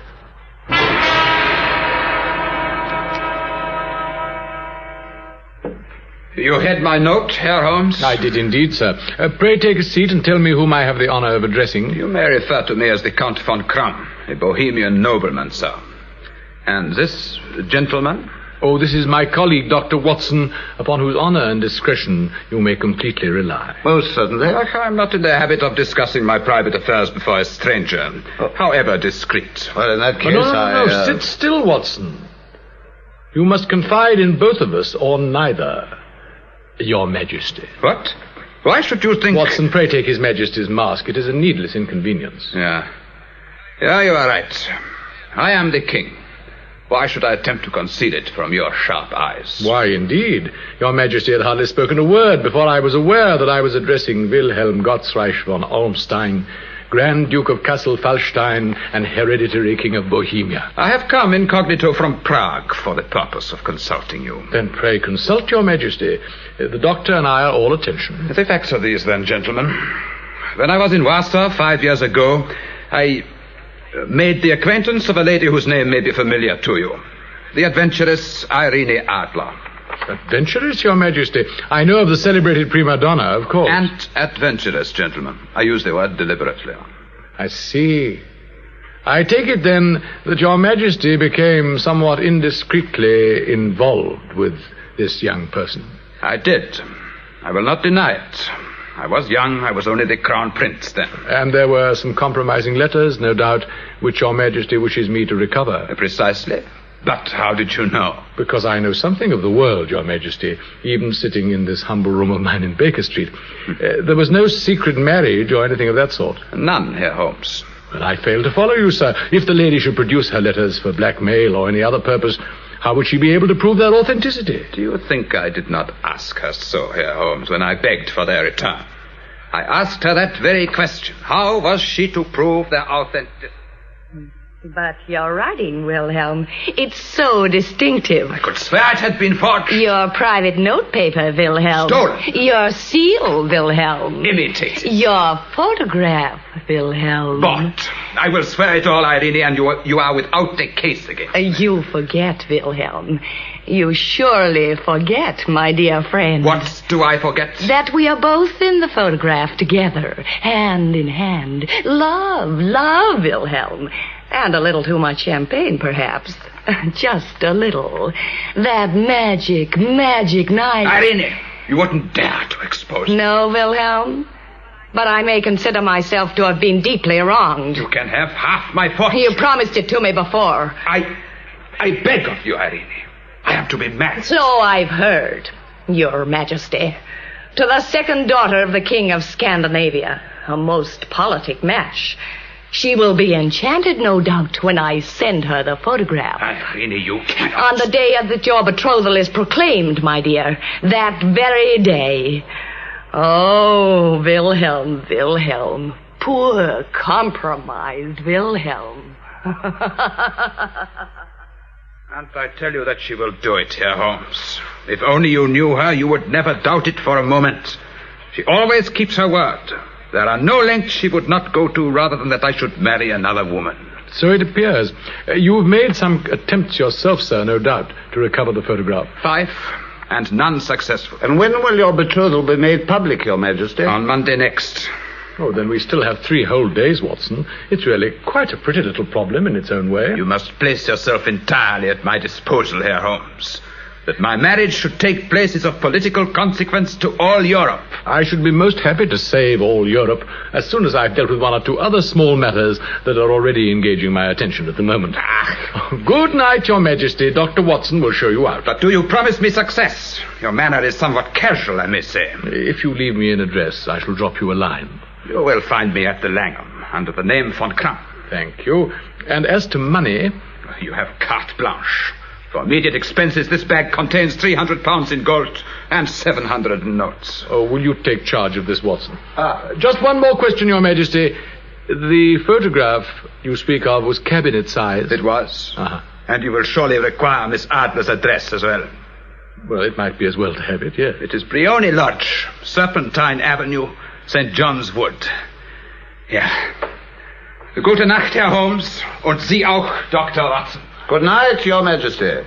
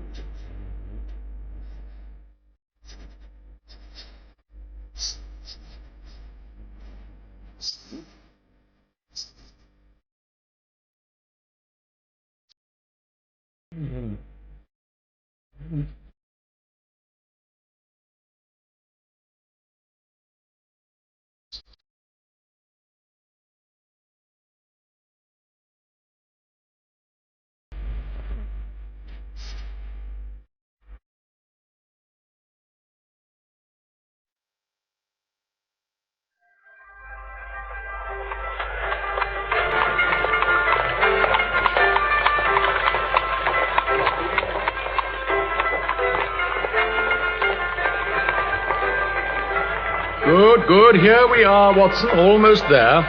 Now let me give you your final instructions. I'm all eagerness. You don't mind breaking the law, of course. Not in the least. It'll hardly be the first time in your company.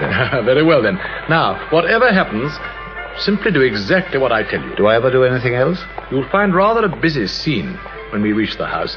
I've already made arrangements. Some little unpleasantness, perhaps. A fight among some drunken guardsmen, for instance. I take it they'll be confederates of yours. Certainly. The street will be full of my confederates. I think I've engaged almost every out-of-work actor in London. Oh, the place will be thronged, Holmes. What am I to do? You just take this parcel, Watson. Quickly, put it in your pocket. What on earth is it, Holmes? A kind of bomb. A kind of what? Pray don't drop it. Yet, Watson. It's just an ordinary plumber's smoke rocket, fitted with a cap to make it self-lighting when it's thrown. And what do I do with this remarkable device? Why, you throw it, Watson. You'll station yourself in the shelter of a laurel bush, which you'll find growing immediately outside the sitting-room window. And when I'm inside the house... But how do you manage to get in? Just wait and you'll see.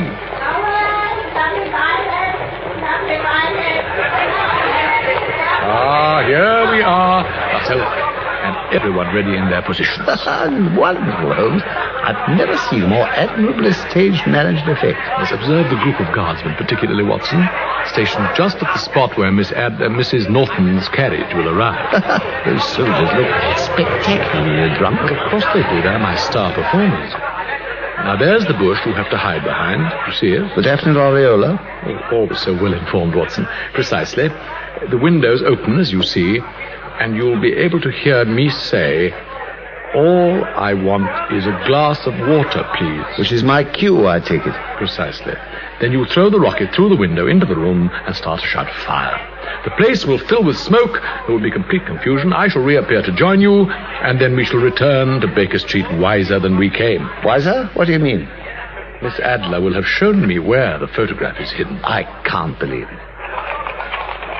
Aha, but here she comes, Watson. Look, that's her cab now. Get under cover, man, quickly, while I begin to play my part. Good luck, Reverend. Thank you. Here, who do you think you, sir? Lie off me, will you? He's round the blooming street, you know. Leave him alone, can't You you? keep your hands off me in your blooming kitchen, as you... Gentlemen, I pray you to restrain yourselves. The old gent with the whiskers, eh? Oh, pretty lovely, Joe. I beg you to stand back, gentlemen. Let the lady alight from her carriage. Step aside there! How dare you create a disturbance before my house? The aristocrats next time. Now, look here. You can very well shut up for one now. Take that. Oh, gentlemen! Step really. aside, I say! Let me pass! You shut your face, will you? Gentlemen! Watch out, Reverend, you get hurt! Oh, my head! My head! Poor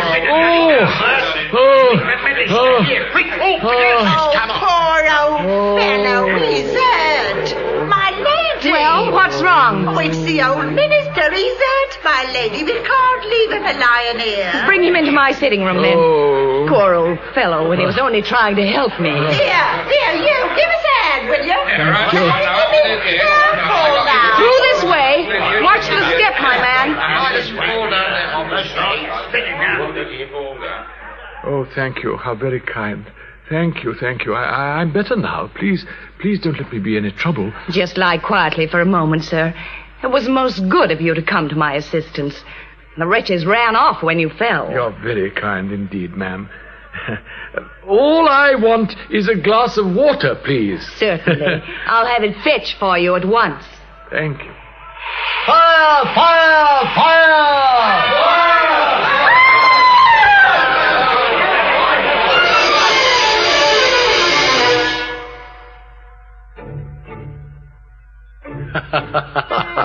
Well, Watson.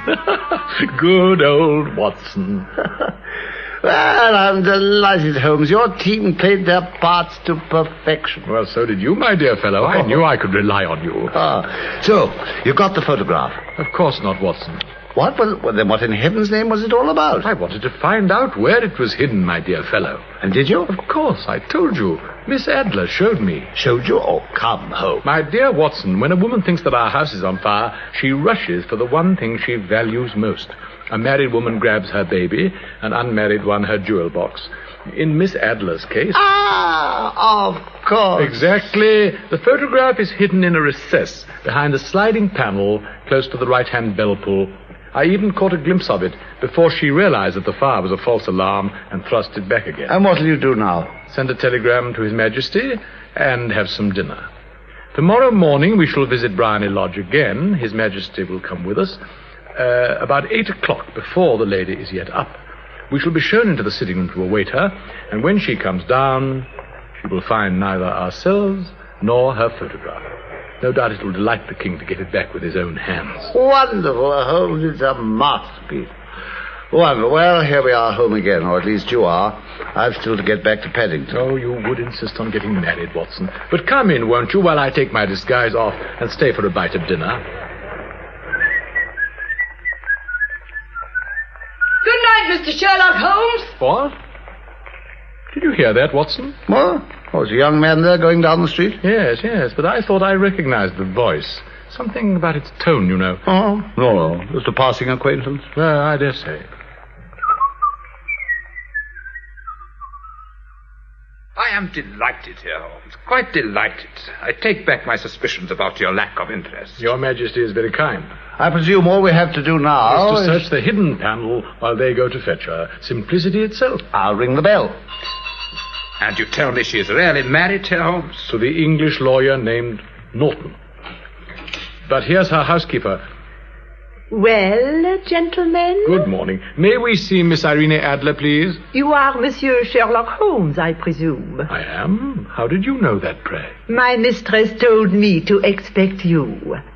She left with her husband by the 5:15 from Charing Cross to the continent. She's left England? For good, monsieur. Herr Holmes, the photograph! Quickly, through this way! Monsieur, even me while great heavens, Watson, she can't be gone. Looks like it. Look, there's the panel you mentioned. Yeah. Open and empty. No, Doctor. Look, there's something still there. The photograph itself. What? No, it's a different photograph, Your Majesty. Different? Yes. Look, sir.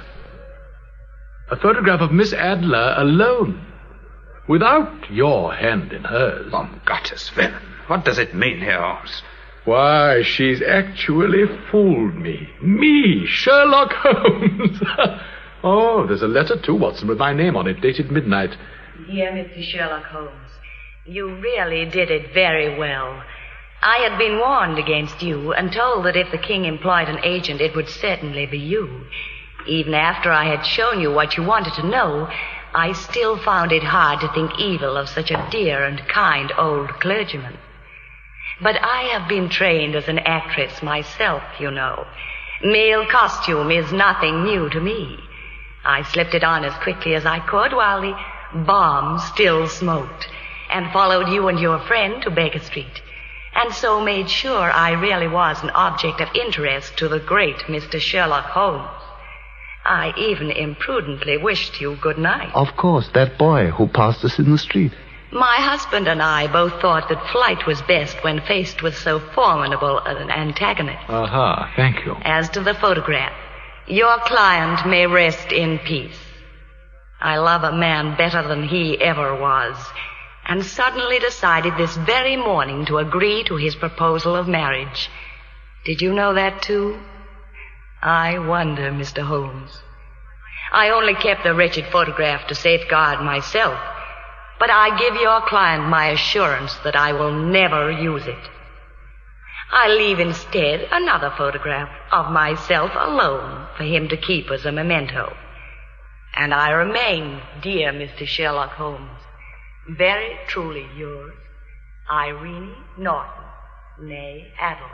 What a woman, what a woman. She would have made such a queen if she had only been on my level. Yes, from what I've seen, she's indeed on a very different level from you, Your Majesty. Oh, you failed, Holmes. What? For once, you failed. No, Herr Doctor. She will not break her word. She will never trouble me again. I am safe. I'm relieved to hear Your Majesty say so. Pray tell me in what way I can reward you, sir. This emerald ring. Oh, thank you, but Your Majesty has something that I should value even more highly. What then? That photograph, sir. I read it? Ah, certainly, Herr Holmes. I'm very much obliged to Your Majesty.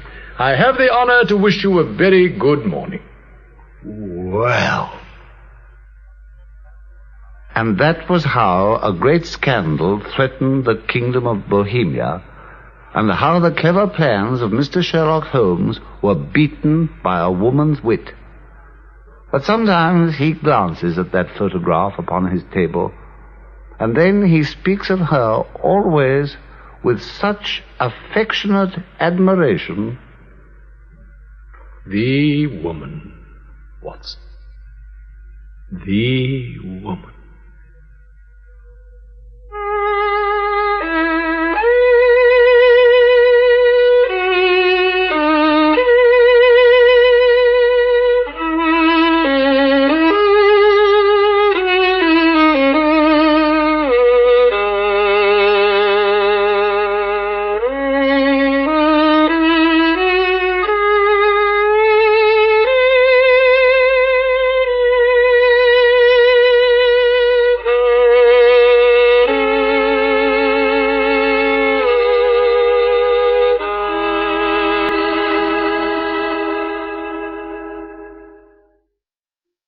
The Adventures of Sherlock Holmes, based on the original stories of Sir Arthur Conan Doyle, have been dramatized anew with original music composed by Sidney Clark.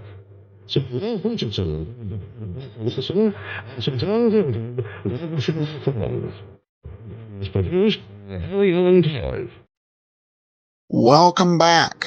I don't think those first few scenes they did with Irene Adler made the character more likable or all that appealing at all. But overall I thought the adaptation worked okay. Though these two stories are kind of odd ones to kick off the series with. But anyway, we do turn now to listener comments and feedback. And we begin with another Adam who comments regarding the last episode of A Life in Your Hands. I agree with the critique of this episode in your commentary afterwards, but would like to add that there was some sloppy police work apparently. The glass from the broken window would demonstrate where the shot came from. If the broken glass was on the kitchen floor, the shot came from the outside. If it came out on the porch, the gun had been thrown to break the window. No need to take testimony at that point. Enjoyable as always. Thanks. Well, some of the episodes of the show, and honestly a lot of detective shows, seem to depend on poor police work for our detectives to actually come in, rather than something brilliant. I will say in Kaig's defense, it was perfectly possible that she had thought enough to just step outside the porch door and break it from the outside, so the police wouldn't necessarily notice that. It wasn't discussed, so I think we can give the police benefit of the doubt on that one. But thanks for the comment. Then we have a question from Rochelle. Adam, thanks for providing these great old radio shows. I listen via the Stitcher app. I enjoy your commentary and wonder if you've seen either of the new Sherlock Holmes TV shows. BBC and CBS, keep up the good work. I've actually seen, I've seen all 6 of the BBC Sherlock, and I've seen the first episode of Elementary on CBS. My thoughts on Sherlock, I've discussed this before, but it's been a while. I thought the first series, those first 3 episodes, they did a very good job of capturing the idea of what Sherlock Holmes would be like if he were born in our day. The mysteries, I thought, were very clever, great mix of suspense, and I particularly thought they did well doing a modern Study in Scarlet. Study in Scarlet by Doyle is a great story that I think unfortunately becomes kind of hard to access and enjoy just because he ends up spending a lot of time after we've solved the mystery going to something that happened in Utah several years before. I think they managed to do a very good job at creating a believable story. A second series, I did not think so much of.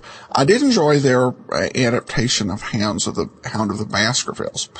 And certainly, I don't think the quality was poor on that second series. But I think the second series really, it just almost had too much cultural influence from the wider culture. I felt like when we got to the third episode, the season finale for that second series, that they were doing a Sherlock Holmes version of The Dark Knight with Andrew Scott, who played Moriarty, basically doing the Heath Ledger part. And I thought that was kind of unfortunate. I won't get into the issues with Scandal in Belgravia, just because I know we have some younger listeners listening in. But really, I thought it was, I thought that it kind of lost its focus. But I think both the actors are pretty good, and I will definitely be watching when Series 3 comes to PBS. I'll get online and I'll see if they are able to get things back on track. As for Elementary, I watched the first episode of the series, and I said I thought I'd give it another chance, and I still haven't. And when I think about why I've never followed up on it, to me, it's just, and I know others have different opinions, but to me, it just didn't feel like Sherlock Holmes. They just made so many changes to the character that it seemed a lot similar to Monk, and with rather than Sherlock Holmes, just the way they set it up. And you can only make so many changes to the character till it doesn't seem familiar to what you based it upon. So, other people with other tastes, your mileage may vary. But thanks so much for the question. Larry emailed in, you provide a great service. I was going through my iTunes library and realized I've been listening since 2004. Is that possible? Keep up the good work. From Larry in Vacaville. I'm thinking there may be, I'm thinking there may be a slight issue in the iTunes date somewhere, because I've only been doing this since 2007. He also writes in a separate email, great job in a world of fast-paced entertainment. Using the imagination is a refreshing change. I hope you keep going forever. Bravo. Well, I've got enough programs too if we decide to continue. We've got enough probably to go a decade or so, we'll see. All we've got to worry about now is tomorrow, and we'll be bringing you yours truly, Johnny Dollar, and then join us back here on Thursday for another episode of Sherlock Holmes. Well, today's episode is brought to you by the financial support of our listeners. Thanks so much for your support. Now it's time for today's episode of yours truly, Johnny Dollar, the Radioactive Gold Matter. Unwound as Johnny Dollar. Get dressed, fast can you get to the airport? Well, 30 minutes if I finish breakfast and 10 if I don't. They'll give you something to eat on the plane. Where am I going? South Bend, Indiana. Washington Research Hospital. They were robbed last night. $150 worth of gold. You're pretty excited about a claim that size, aren't you? We were right to be. The gold is what they call an isotope, used for experimental purposes. Highly radioactive. Whoever stole it is carrying potential death around with him. Well, I guess the airline's coffee is better than mine anyway. I'll see you, Ed.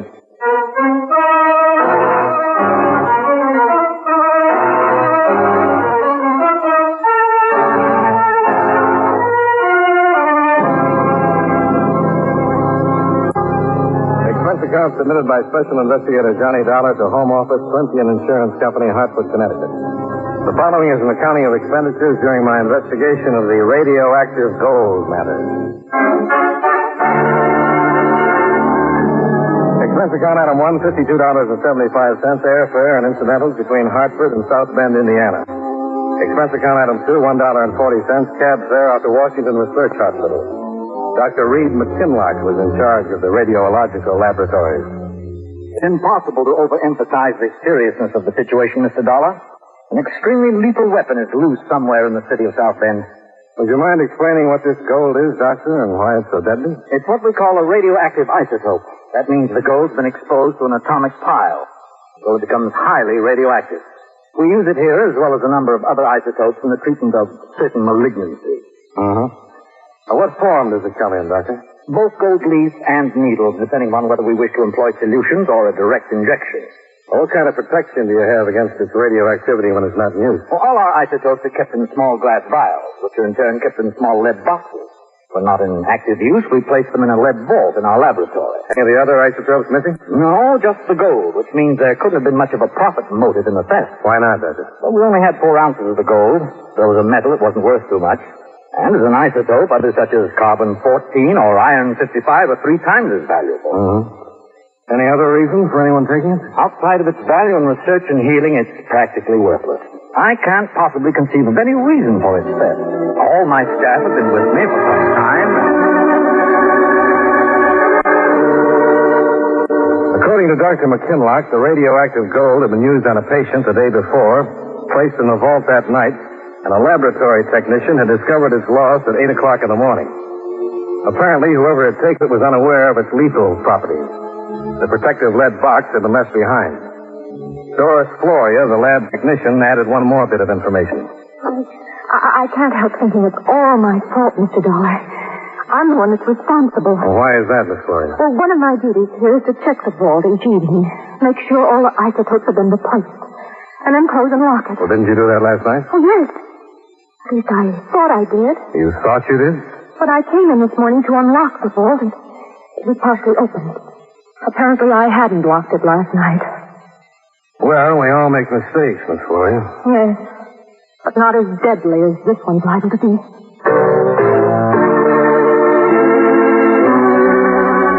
Expense account item 3, $1.75, cab fare to police headquarters. I figured I'd better find out what the police were doing about things.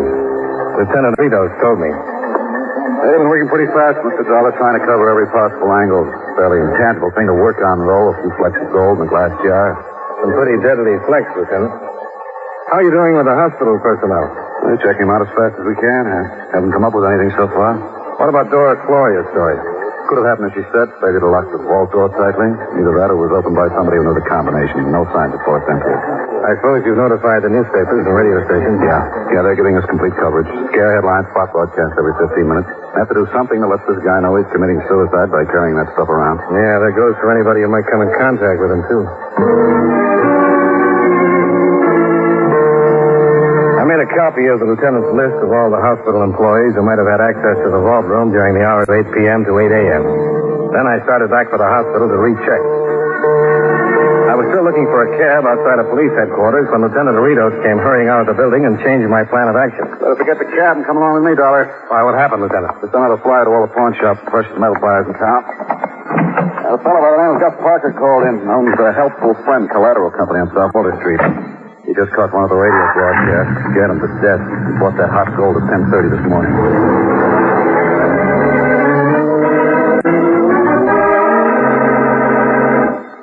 Believe me, I'm glad to see you, Lieutenant. Oh, I'm plenty glad. Oh, you know? Yeah, it's the first time, Parker. No, that's no way to talk, Lieutenant. Just because we had a few, kind of disagreements, don't mean we're not friends. I'm doing you a good turn right now to prove it. Ain't I? Yeah, I'll believe it when I see the proof. Yeah, the proof, he says. Oh, that atom gold stuff. That's what I got for proof. Maybe my dead body will be proof enough for you. How do you know it's the radioactive gold, Mr. Parker? Well, how do I know? Gold leaf. It said on the radio, didn't it? Gold leaf, a needle, maybe 4 ounces. That's what it said, didn't it? Yeah, that's what it said. Okay, so this guy comes into my place at 10:30 this morning. Well, gold leaf he's got 3 troy ounces of it, and he wants to sell. And so I buy. Like an idiot, I should have hit him over the head. I should have shot him. But like an idiot, I buy. Did he tell you where he got the gold? Oh, sure, yes, he told me. Oh, you think I buy gold without asking? Off from the windows in his place of business, he said. He had a big television store. He went broke, so he scraped the gold leaf off the window. And that's what he came to peddle to me. He said, oh, that liar, I should have shot him. Well, 3 troy ounces is a lot of leaf to scrape off the store window. Well, so maybe he had a big store, lots of windows. How do I know? Well, that's what he told me, so I bought this stuff. Where is it, Parker? It's back there. It's laying on the counter in the back there. Don't ask me to take you over there. I'm not getting within 15 feet of that stuff. 3 troy ounces of atom bomb. I wouldn't get within 15 feet of that. Let's take a look, Lieutenant, huh?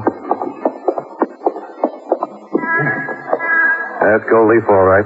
Clean, too. Wasn't scraped off any store window. How do you bring it in, Parker? A glass jar? But he had the stuff in an envelope. A paper envelope. I've got the whole store full of that atom stuff. Now my counter, the scale. Get it out of here. Get it. I've got a lead box in the car jar. We'll put it in there and have a hospital check. Yeah, okay, Lieutenant. Mr. Parker, you got a record of the man who brought the gold in? Oh, yeah, sure I got it. It's right here in my book. Wait a minute. Let's see. Yes, here it is. John Jones, 625. Street. John Jones. Huh? So that's the name he gave me. What am I going to do? Call the man a liar to his face? Oh, say, listen, mister, that gold. What do you think it's that atom stuff? We'll find that out at the hospital. Yeah, will you let me know, won't you? It's got me plenty worried. Maybe I'm dying from it right now. Well, why don't you come with us and let them check you over? Now how am I going to do that? 3 hours to closing yet. Customers will come in here. After all, a fellow's got to make a buck, you know.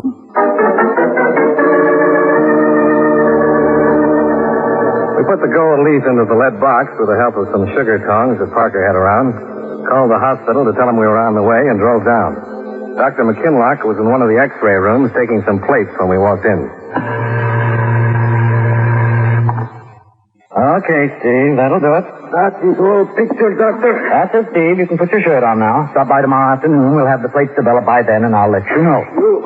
You think everything be all right, Doctor? Nothing bad wrong. Everything be all right. It's my job to worry about these things, Steve, not yours. So run along, give that lovely bride of yours a kiss for me, will you? I know she likes that, Doctor. You wait till I tell her. Thank you. Thank you for everything. Wait till I tell my Anna. She likes it. Oh, sorry I had to keep you waiting. I wanted to be sure to get those plates on Steve Rojak today. Suspected malignancy. You think you have the gold? We're not sure, Doctor, but we've got some pure gold leaf. Well, let's check and see. I have a Geiger counter over here. And now, if you'll step back. Yeah, sure. Did you get the man who had this? Not yet. Well, if this is hot, don't waste any time getting him down here. There may be still a chance to save his life. I'll pass the counter over now and increase the intensity of the clicking, and we've got it. If it does not, well, let's see.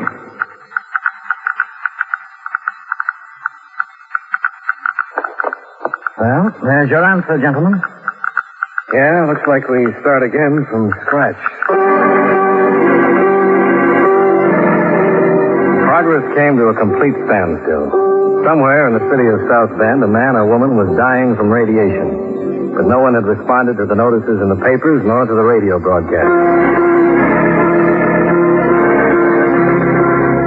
Around 10 o'clock that night, I decided to call it quits and checked into the South Bend Hotel for some much-needed sleep. During the night, my plans were rudely interrupted. Oh. Johnny Dollar. Oh, I'm sorry to disturb you, Mr. Dollar. This is Dr. McKinlock. Can you come down here to the hospital right away? At 2:30 in the morning? Why? It's our laboratory technician, Doris Floria. She came in here about 20 minutes ago in an advanced state of hysteria. She's under the impression she's dying from radiation poisoning.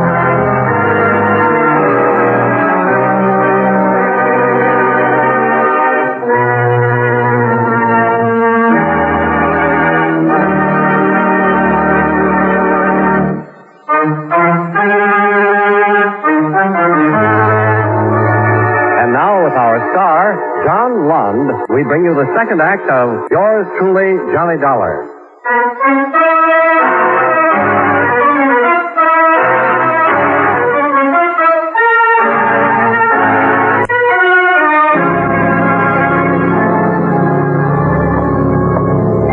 Well, you made good time getting here, Mr. Dollar. Well, I wasn't going to waste any after what you told me. Where's Miss Gloria? She's in one of the treatment rooms down this way. That's what happened, Doctor. She came into the hospital at 1:50 a.m., sobbing and moaning rather incoherently about dying from radiation poisoning. When the resident on duty called me, I came down, gave her a sedative, and put in the call to you. Uh-huh. This is the room, Mr. Dollar. I've already made a preliminary examination. Did you find anything? There's slight but very definite radioactivity spread generally over her body. Of course, the counter shows any contamination almost immediately, but the secondary symptoms usually take 8 to 14 days to make their appearance. Uh-huh. Okay, let's talk to her.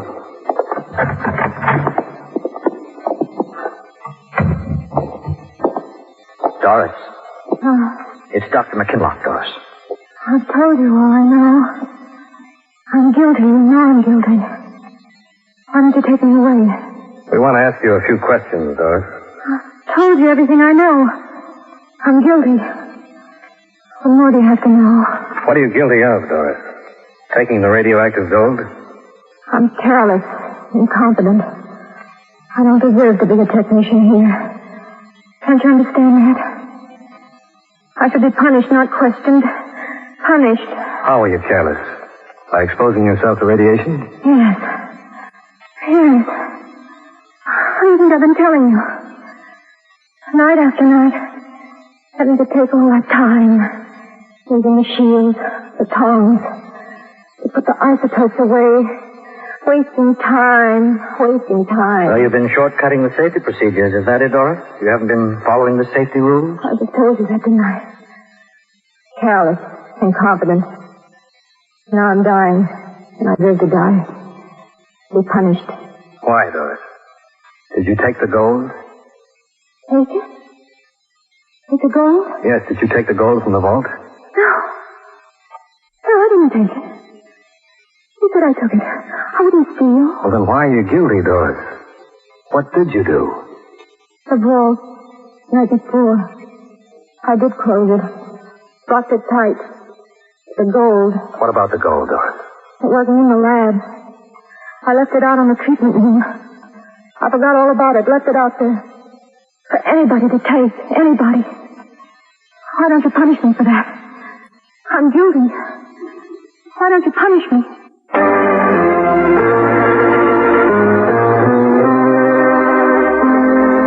All Doris Flory had done was to throw our field of suspects wide open. Lieutenant Aritos was a far from happy man when I gave him that information the next morning. That's all I had to hear this morning, Dollar. That's all I needed to furnish the toppings for the stuff. What stuff, Lieutenant? The result of those newspaper and radio stories. Every crank in town is beginning to call him. Look, this fella claims his neighbor's got the radioactive gold. How does he know? Because the guy's a spy. Right now he's building a hydrogen bomb with it out in the backyard. Yeah. Here's one from a gold buyer out on the west side. He bought the stuff last night. He's sure of it. Only it turns out he's got a half a dozen gold-plated tie pins on it. That's where it's been going, Dollar. We've got to check them out one by one. Yeah, policemen often tell me that a policeman's lot is not a happy one. I know an insurance investigator wasn't doing too well either. No comment, Lieutenant. Mm-hmm. Where are you going from here, Dollar? Out to the hospital. No place else to go. Maybe we missed something down the line there. I doubt it. Yeah, so do I, but I got to do something. 24 hours have gone by. Yeah. Haven't gotten very far, have we? The squad car gave me a lift back to the hospital, and I went into the questioning routine again. I was studying the very negative results of my handiwork when Dr. Kinlock brought me some interesting information. Remember that patient I had in here yesterday, Mr. Dollar, Steve Rojak? Rojak? I was giving him some X-ray tests when you and Lieutenant Doritos came in. Oh, yeah, the one you thought might have a malignancy. Well, we gave him a tracer dose of phosphorus 32 last night, and I was going to check him with his portable counter. But while I was carrying it down the corridor just now, the counter became activated. You mean there's some radioactivity out in the corridor right now? That's right. Well, where's it coming from, Doctor? I'll show you. Now, this is a pretty sensitive instrument. Don't let the volume of its activity concern you. I'll take your word for it. This is the maximum intensity right here. There's nothing in the corridor to produce that. What's over there? A utility cabinet? That's right. Let's look inside. There it is. Yeah, a rubbish cart. Kinds your porters and orderlies push around. And it's contaminated. Could that have happened if somebody had carried a radioactive substance hidden inside? It could. Huh. Now all we have to do is figure out who used it. I'm afraid that's in your province rather than in mine, Mr. Dollar.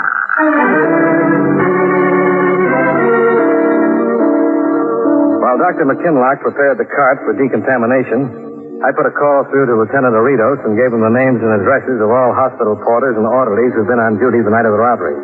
He had them all down at the hospital within an hour. Then Dr. McKinlock began to test each man for radioactive contamination with the Geiger counter. Just step up here, Brandon. That's right. Now, stand still. That's all, Brandon. Thank you. Hartley, will you step up, please? That's right. Now, stand still. Okay, Hartley, thank you. Schweigert, you're next. That's right. Now, stand right there, please.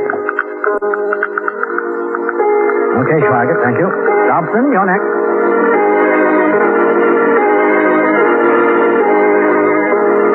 The entire process took a little less than 20 minutes. Not once did that little black box with its flashing light and irregular clicking show the slightest interest in anyone it was introduced to. My bright idea turned out to be a complete flop.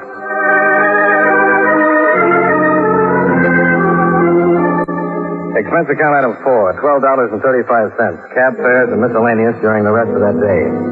I divided my time between the hospital and police headquarters and came up with nothing. At 7:30 that night, I was sitting at the hotel bar wondering whether to wire in my resignation right then or wait till I got back to Hartford when I got a phone call from Lieutenant Doritos. I'll pick you up outside in a couple of minutes, Doc. Why, what's up? Might have our first victim of radiation poisoning from that gold. Yeah, who is it? An 8-year-old boy named Bobby Thatcher. His mother just brought him into the hospital. What makes you think he's been exposed? She found him playing with a little glass bottle with suspected gold at the bottom of it. The label said Washington Research Hospital.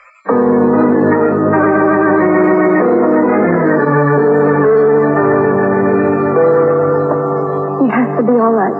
Bobby just has to be all right. There's no sense in getting yourself all upset before we hear the report, Mrs. Thatcher.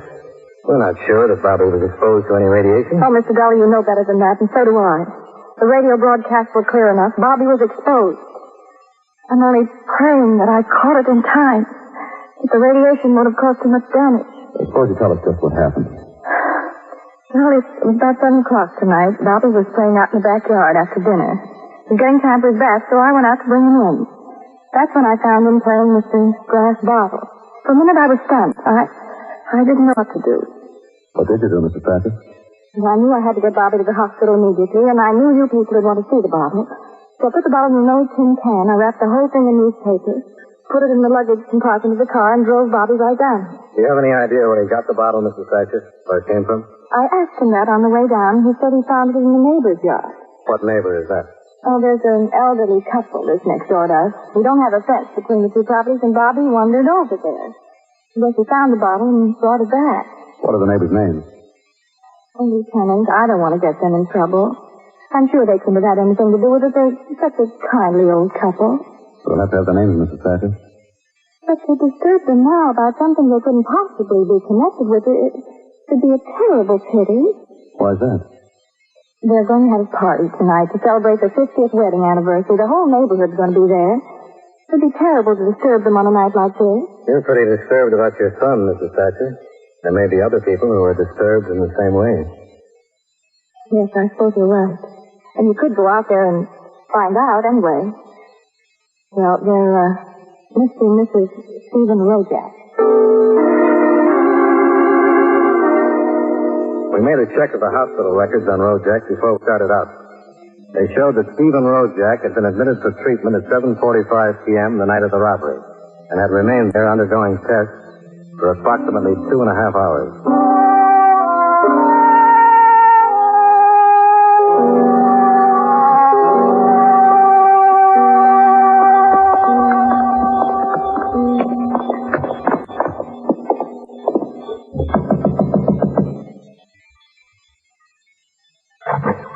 Good evening, gentlemen. Is there something I can for you?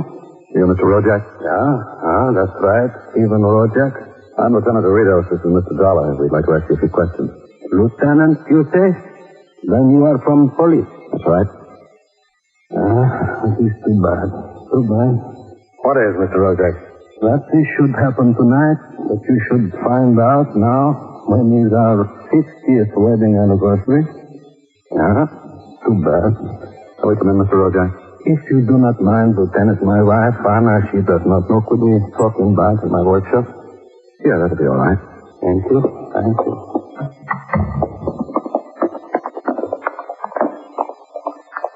You know why we're here, Mr. Rojak? Yeah, I know. It is about gold. You took it from the hospital? I took it, Mr. Dollar. That rubbish cart I used it to take to the door, down in my pocket. Where is it now, Rojak? It's back here, Lieutenant, in my workshop. In here, gentlemen, please. Thanks. I will get the light for you. So. Now, what did you wish to ask me, gentlemen? Why'd you take the gold, Mr. Rojak? That is such a simple question, Lieutenant. It's so hard to answer.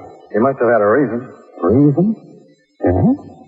50 years of reason, Mr. Dollar. You're talking about your wife? My Anna. For 50 years we've been together, Anna and me, like one person you become in 50 years. You understand, you raise children, have good time, have bad, like one person, isn't it, you? Yeah, we understand.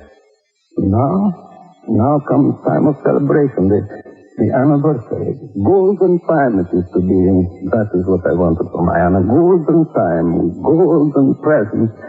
Look here, I will show you. I have it here, in my hand. Don't touch it, Rojak. But why should I not, Lieutenant?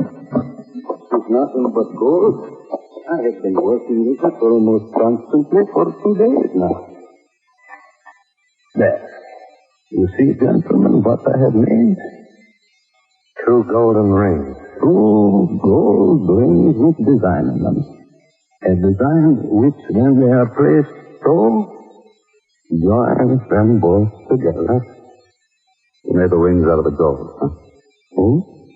Golden present for Anna and on a golden anniversary.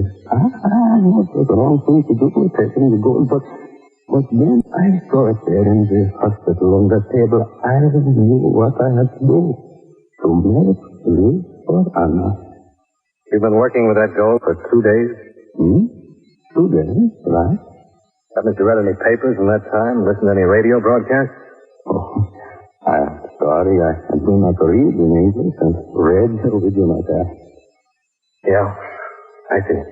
I was going to pay back for the gold. After my treatment, I was going to pay back. And I will pay. Yes, Mr. Rojak. You will.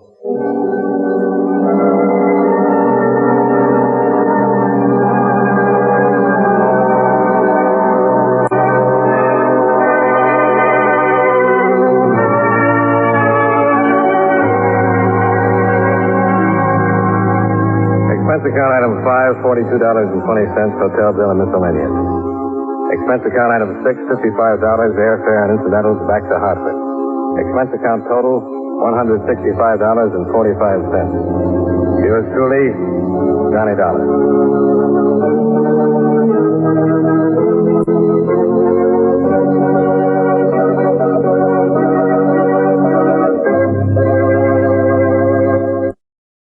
Welcome back. Well, that's just a really sad ending. Definitely one of the more downbeat episodes we played on the show. Really, the lady who left it out is the one who, ultimately the lab assistant probably is quite responsible for it. I imagine today there might be some liability issues even if that child survived, but this was kind of before suing became so in vogue. You just wonder whether insurance company covered the liability policy, and not even Johnny Dollar could help out much with that. All right, well, we turn now to listener comments and feedback, and we have a couple of emails. Cooper asks, "Hi, Adam. Any idea how much the actors made per week or what a commercial cost?" Thanks, Cooper. Cooper, most of the information I've been able to obtain and find on salaries has just been kind of scattered. There may be some big source book that has it, but I've not found anything specific. I know that Jim Widner mentioned that Edmund O'Brien, when he was on Yours Truly, Johnny Dollar, he earned $400 a week, which at the time, I believe I ran a calculator, and in today's money came out to about $120,000 per year, since he was doing an episode every week. Online is probably making a little less than that, because radio is just at this point was a little less profitable. But in terms of anything definitive, I don't. I do know that budgets overall became tighter as the golden age went on. Many programs that had a $10,000 budget at the height of the golden age, once television started taking over, fell down to about $1,000 is more an average once you get into the 1950s. So I hope that helps, or at least provides some insight. If anyone has any additional information, love to hear from you on it. Dave emails in, "I'm new to this app for 3 or 4 weeks, and I thoroughly enjoy listening every night with earbuds on using my iPhone, trying to fall asleep, often awaking to shows still playing. Adam, I'm so glad you've given the application the ability to sort the shows in the order which we like listening to them. What a fantastic tool and a great idea.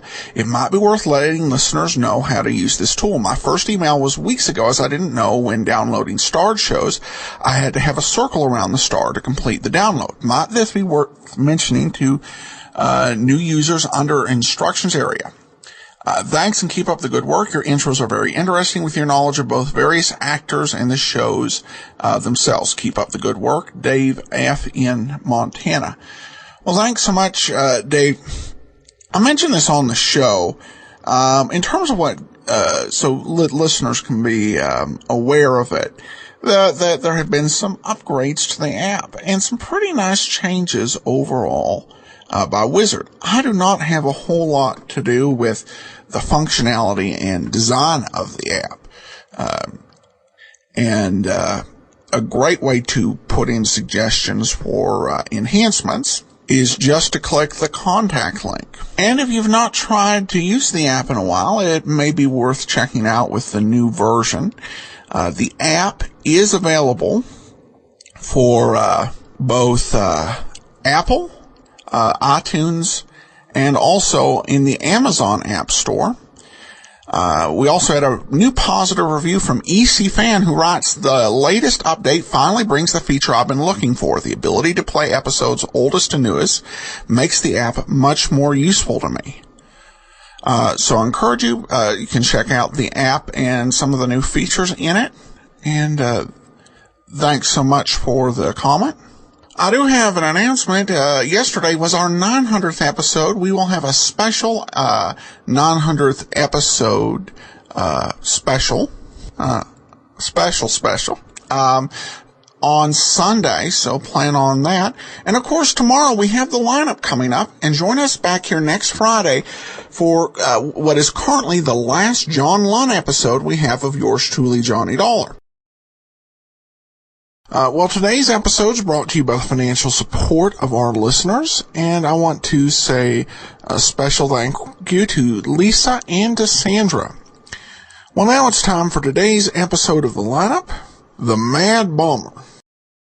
Ladies and gentlemen, we take you behind the scenes of a police headquarters in a great American city, For under the cold, glaring lights will pass before us the innocent, the vagrant, the thief, the murderer. This is The Lineup.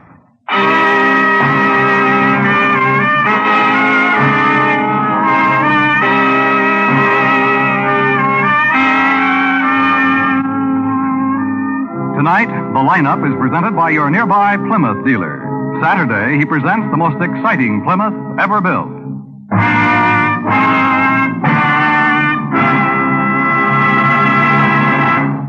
Before we join The Lineup, let's eavesdrop on one end of a telephone conversation. Hello, Chief. Ryan talking. Yeah. Who did it? Plymouth did it. Turned out the car sensation of the year. Can't get you the whole lowdown yet, but Saturday's the big day. Yeah, they'll crack it then. The whole mystery surrounding the new Plymouth. Everybody's going to know on Saturday. What's that? Clues.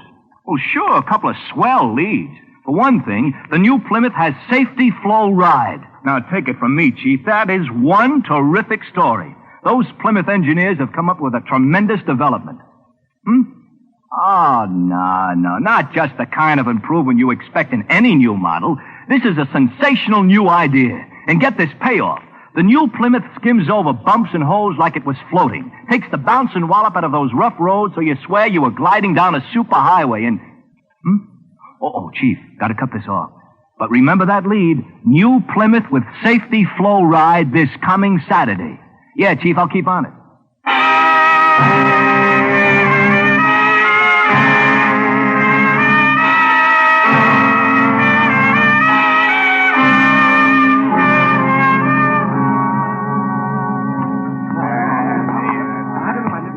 And we can sit right here, Mr. Hunter. How many men would we look at? 31 altogether. Now, a man probably won't be any of these, but we want to cover every possibility. May I have your attention, please? You people out there on the other side of the wire in the audience room, may I have your attention, please? Yes. Thank you. My name is Greb, Sergeant Matt Greb. I'll explain the lineup to you. Each of the suspects you will see will be numbered. I'll call off a number, their name and charge. If you have any questions or identification, please remember the number assigned to the prisoner as I call his name. At the end of each line, when I ask for questions or identification, call out the number. If you're sure or not too sure of the suspect, have him held. The officers who took your name will assist you. They're seated among you. Please be prompt with your questions or identifications.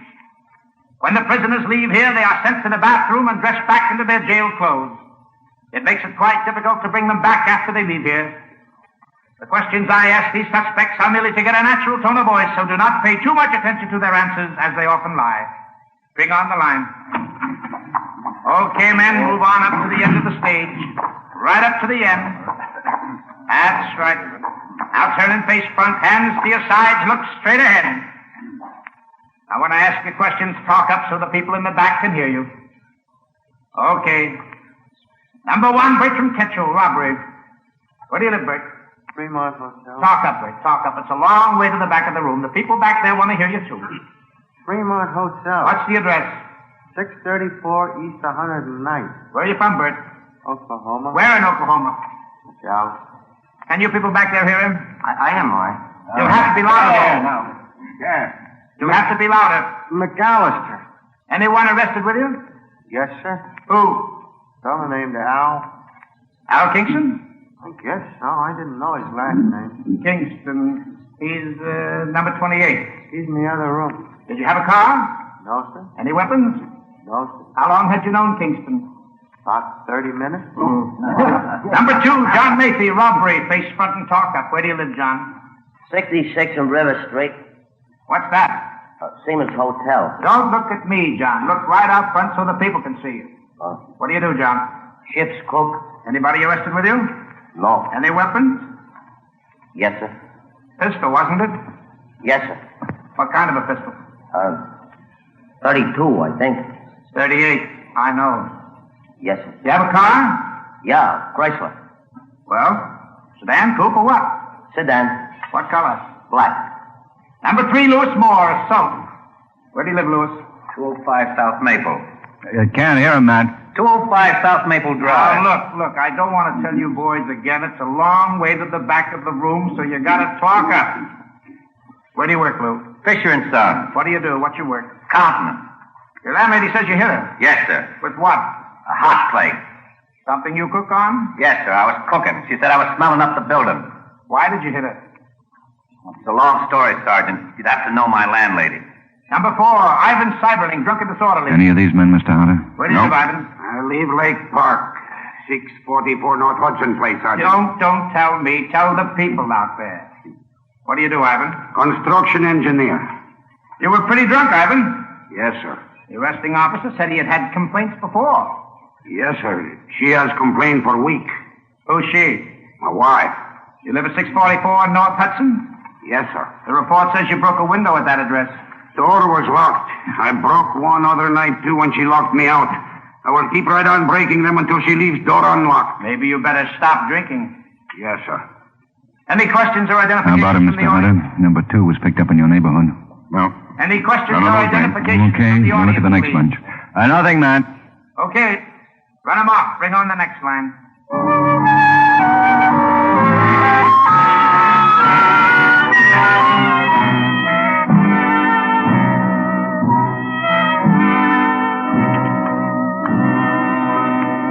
Cup of coffee, Mr. Hunter? Thank you. It won't keep you much longer. There you are. Thanks. Sergeant Greb should be here any minute. And... Hi. this is Mr. Hunter, Matt. Sergeant Greb. Well, how do you do, Mr. Hunter? Grab a chair, Matt. I voted for you last election, Mr. Hunter. Yeah, good. Didn't spot anybody in the line? No. Coffee, man? No, thanks. Mr. Hunter can't think of anyone who'd want to kill him. And you can't remember seeing anybody suspicious hanging around your house? No, I can't, Sergeant. Well, none of your neighbors saw anybody either. Hey, here's the report from the lab. Bomb was a time bomb. Found pieces of an old alarm clock. And the size of the explosion must have been about 8 or 10 sticks of dynamite. Oh, sure lucky you and the family were in the back of the house. Very lucky. Well, we'll do our best to catch whoever it was, sir. Probably just a crank. Man like myself, politics, public figure, makes a lot of enemies for one reason or another. Maybe this one didn't vote for me last election, Sergeant. Well, come to think of it, maybe he did. Yeah. Well, we may want to talk to you again, Mr. Hunter, in case we come up with something. Well, my family and I are going to stay over at my mother's until the house is fixed. The address is Lakeshore Drive, number 10. Number 10, Lakeshore Drive. Mm-hmm. Phone numbers, Oakview, 77687. 77687. Pardon me. Guthrie. Yeah. Oh, yeah? How long ago? Was anyone hurt? Right. Sure. Another bombing. What? A friend of yours, Councilman Adams. Was he hurt? Yeah, both he and his wife are in the hospital. They've got a child. Well, the child's all right. Ruined the house, though. Well, were Adams and his wife hurt badly? Well, I don't know. Ambulance took them away. I'll have to check with the hospital. This is awful. Everybody should certainly be warned. Yeah, they will be. We'll put a man with you and your family, Mr. Hunter. In the meanwhile, we'll go and look at Mr. Adams' house.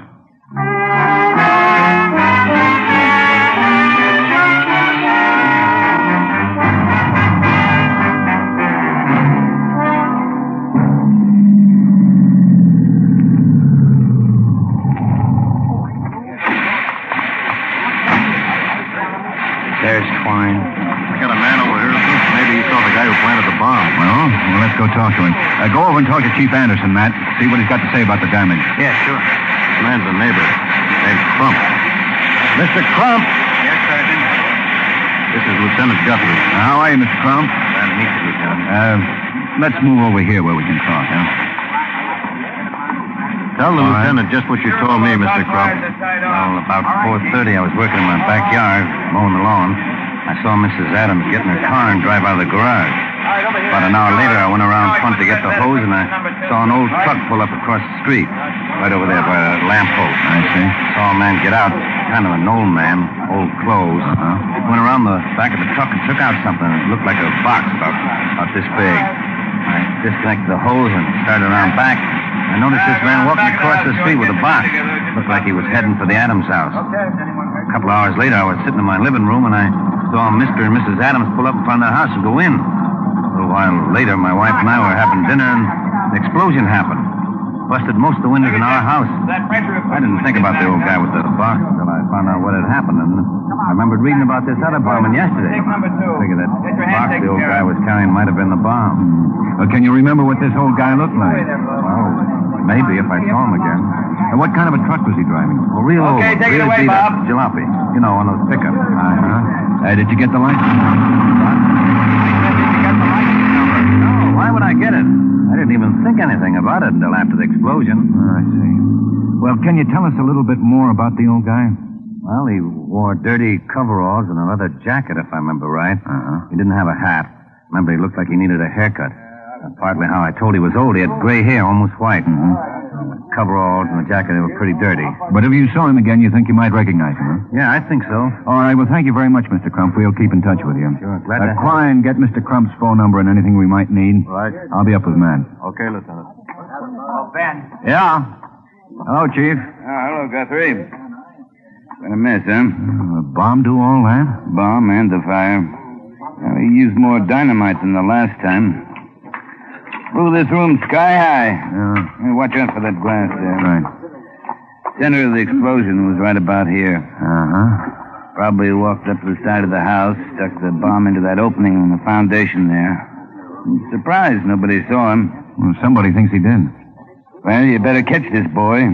He hasn't killed anybody yet, but he's trying pretty hard.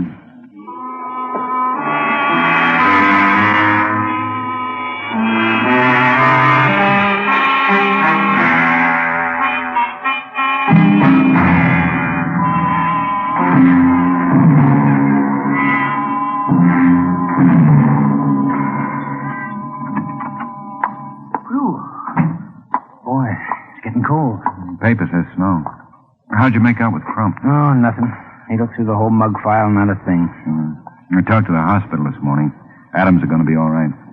No luck on that old pickup truck? Say, well, why don't you turn up the heat, Matt, huh? Okay, sure. I bet we get a blizzard. We do, you know. Guthrie. Yeah. Well, what was he wearing? Yeah, that sounds like him. Yeah, we'll be right down. Well, maybe we got the bomber. Yeah? 25 minutes ago, picked up a man wearing old coveralls and a dirty leather jacket coming out of the state building. They spotted him, followed him 3 blocks before they grabbed him. He was climbing into an old pickup truck and back with 30 sticks of dynamite.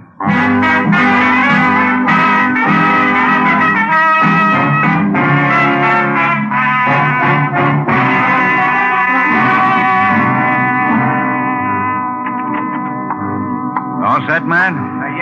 Yeah, I've got Crump sitting out front. How many men are you going to show? 3 beside the suspect. Okay. I'll go sit with Crump.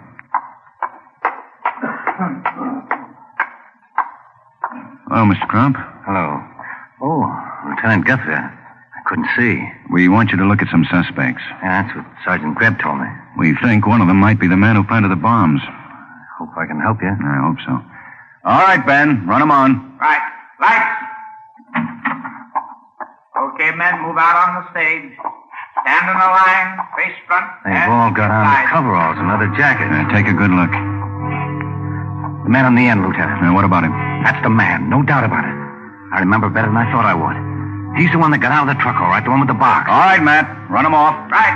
That's all, men, that's all. File off. Well, I think you picked the right one. That's the man I saw in front of my house. We'll need a statement from you, Mr. Crump. Sure. Well, what were the others arrested for? They weren't arrested, Mr. Crump. The 3 others were police officers.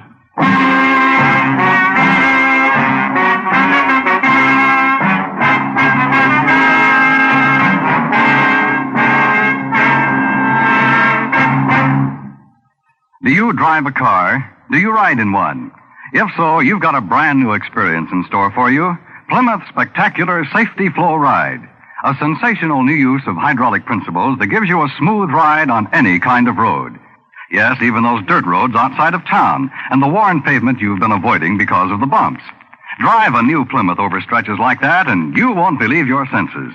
Front seat or back, you'd think you were traveling a smooth, paved highway. But don't take my word for it. Prove it to yourself Saturday at your nearby Plymouth dealers. Arrange for your ride in the most exciting Plymouth ever built.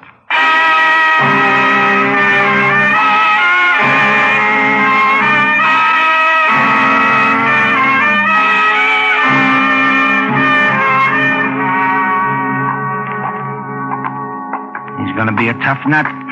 Arresting officers couldn't get a thing out of him. We've got men over there talking with people in the State Building. So far, nobody remembers seeing him come in. You say his name is Louis Black, huh? Yeah. Driver's license gave his address as 1910 East Flower. Asher's over there now checking. Wonder what he was doing in the State Building. Yeah, I'm worried, too. I wonder if... Oh, no. No, he couldn't have. Big building. I hope you're right. Hello, Mr. Black. I'm Lieutenant Guthrie. This is Sergeant Greb. Quine? Yeah? I'll see you upstairs. Right. Well, sit down, Louis. We want to talk to you about those bombings. We know you made those bombs. A man saw you walk up to the Adams house with one of them. Sure cold in here. Yeah. It started to snow. That's right. Now, look, why don't you tell us about it? Oh, I made him. Oh, yeah, sure. Why? I made him. I don't have to tell you why, though.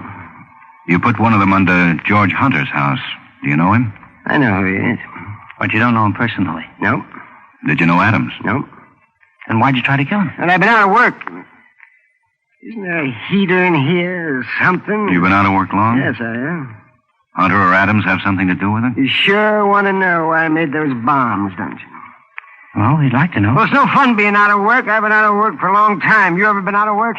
Yeah. Yeah, well, you know, it's no fun. You try to get a job? Sure, I couldn't get one, though. I kept trying, just couldn't get one. Look, do we have to sit in here? It's really getting cold. We'll get out of here as soon as you tell us all about it. Don't try to push me. I don't like being pushed around. I can stand it down here as long as you can. We're not trying to push you. No? We don't like this any better than you do. It's just a job. If it weren't us, it'd be somebody else. Okay. If you had a job, you'd try to do it the best you could, wouldn't you? Well, sure I would. I used to have jobs all the time. I always did the best I could. And what kind of jobs did you have? All kinds. I was a miner once when I worked in Pennsylvania. That's where you're from, Louis, Pennsylvania? Yeah, I done all kinds of jobs once. And I couldn't get a job. Nobody'd give me one. That's the trouble. There's not enough jobs. They ought to do something about getting jobs for people. Bunch of dirty politicians. They don't worry about guys like me. No, they make speeches. Oh, sure, they get elected. They don't do nothing. Like Adams and Hunter. You're darn right. Adams and Hunter, the whole bunch. Even the mayor? Sure, the mayor. And the governor. Oh, he's the worst one of them all. He's the biggest. Well, he could do something if he wanted to, and he'd done. He'd had a job in 3 years. You'd like to take care of the governor like Adams and Hunter, wouldn't you? Oh, no. I'm not going to tell you anything. You think I'm going to tell you something, don't you? But I'm not. What were you doing in the State Building? Why don't you try and find out? Look, Louis, we don't want you to get into any more trouble than you're already in. I don't want to talk anymore. I want to go back to my cell. I'm cold. You can go back to your cell as soon as you tell us all about it. Lieutenant, can I see you a minute? Yeah, Have fine. some heat in Well, here. it's up to you. All you have... We've got a janitor upstairs from the State Building. He remembers seeing Louis Black come into the building by the side entrance. He says Black was carrying a big box. Look. See that the State Building's cleared as fast as possible. Rope off the street. Step on it. Right.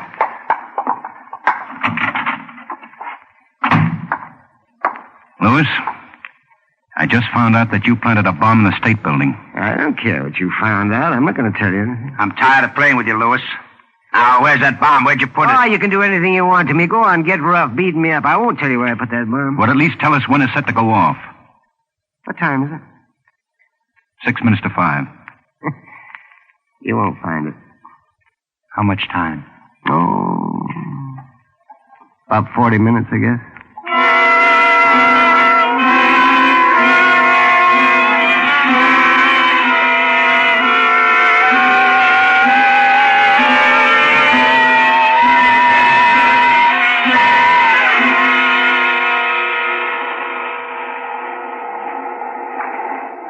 Everybody's out of the building. Find out where he put it? No, he wants it to go off. We got him over in the car with Waldo and Asher. They'll keep working on him. Army car. Captain Phillips, demolition expert. I'm Phillips. Ben Guthrie. Hope we can use you. Know what kind of a bomb it is? Quine will tell you all we know. We've got to get into that building and try to find it. 30 men in there now, covering every floor. Who's in charge? Harrison, he's in the basement. Come on, man. Right. What time is it? Only got about 25 minutes, more or less.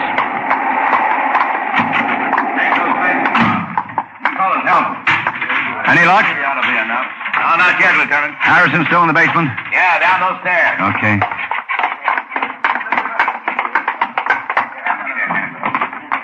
Harrison? Over here, Ben.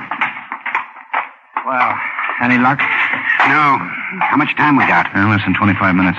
What orders did you give? If the bomb's found, it's to be taken directly to the street. If we've still got any time left, the car will drive it to a safe place. That army man get here? Yeah, he's here. Well, this is the way I want it to go. It's 5:13 by my watch. Set yours. Right. At exactly 5:25, order your men out of here. Tell them they've got 10 minutes to get clear. We'll go tell the rest on the other floors. Can you run an elevator, man? Yeah, sure. Well, take the second floor. I'll take the alternates, third, fifth, and so on. Be sure they set their watches with yours. Right. Sergeant. Yes, sir. You got a watch? Yes, sir. I'll set it with mine. Yes, sir. In 5 seconds, it'll be 5:14:35. Now, have all your men off this floor by 5:25. 5:25. Yes, sir.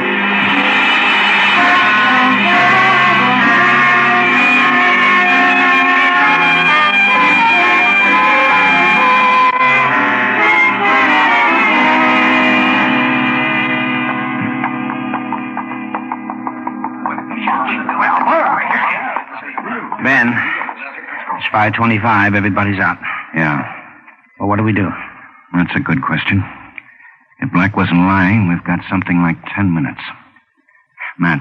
Yeah? Go out to the car and get Black. Huh? Go out and get Black. Maybe the last thing I do, but I'm going to find out where that bomb is.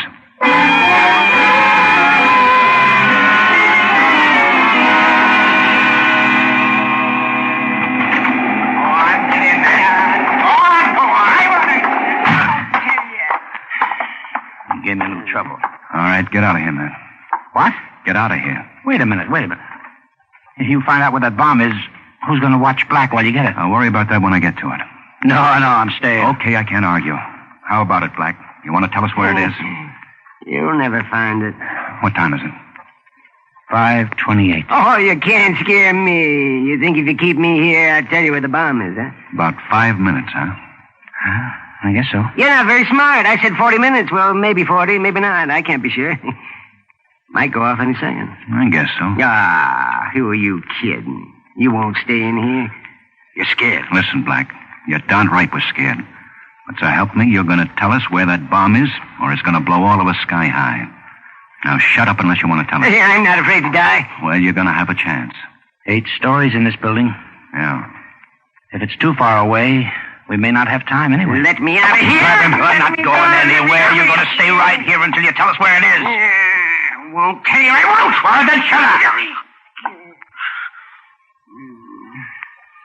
5:29. Look, Black. You're not doing anything but wrecking a building and killing yourself. You can't get the governor. He's been taken out. You can't make me tell you. Okay. How much dynamite is in that bomb, Louis? 50 sticks. Hope you guessed right about the time.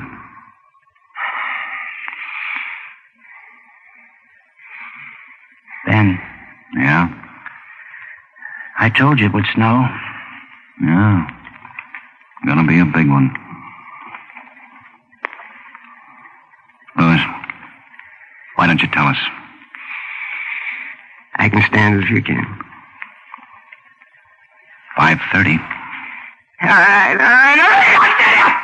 It's in the basement. Well, show us. All right. Come on, step on it. Come on. What time is it? Not much. Can you stop it? All right, now where? It's up there. On top of the big pipe. In the back. How did you get up there? Where's the ladder? Where's the ladder? Everything's been moved. Forget the ladder. Show us the spot. It's right about here. All right, give him a boost up. Yeah. Put your foot in my hand. Come on. Up you go. Suppose it goes off. I'm scared. No wonder we couldn't find it. You see it? Yes. Well, then grab it. I've got it. All right, now hand it down. Okay. Let's get out of here. Yeah, let it go off. We might not have time to stop. Well, can I tear off these boards without something? No. Yes. Well, explain it to me while I rip them off, will you? I don't know. I don't remember. Please. If you want to get out of here alive, you better remember. It's dynamite. Old alarm clock. Batteries, breaker switch. The alarm goes off and causes a circuit in the batteries. Okay, take it apart. No, let me out of here. You're going to right It'll here. blow us all up. Now, you settle down. Come on, Louis. Tell me what to do. The wires and the batteries to the dynamite. Pull them loose. Please? Yes. Okay. You sure that does it? Yes. Okay. Let's get it out to the street. Can you make it all right, Ben? All right, let's go. All right, Louis. Come on. What's that? What is it? That's the alarm clock. Those wires were connected at once. Give me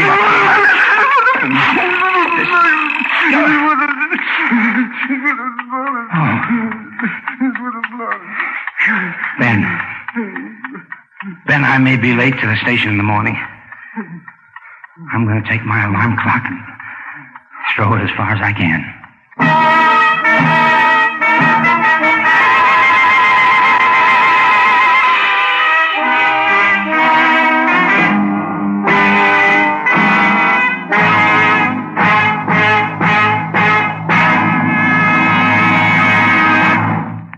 For a moment, let's listen in again to our friend who's been investigating the new Plymouth.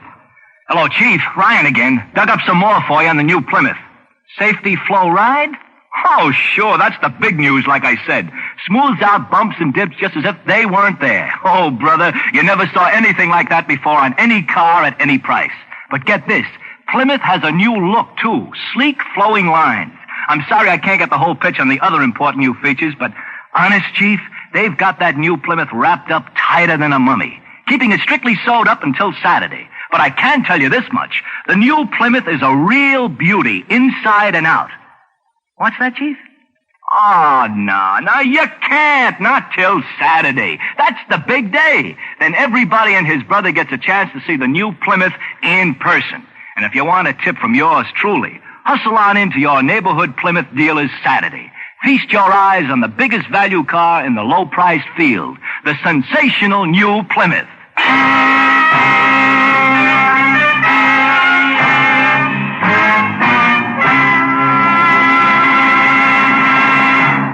The lineup, where before you pass the innocent, the vagrant, the thief, the murderer. Listen again next week when we again bring you the lineup. May I have your attention, please? You people out there on the other side of the wire in the audience room, may I have your attention? Thank you. My name is Greb, Sergeant Matt Greb. I'll explain the lineup to you. Each of the suspects you will see will be numbered. I'll call off a number, their name and charge. If you have any questions or identification, please remember the number assigned to the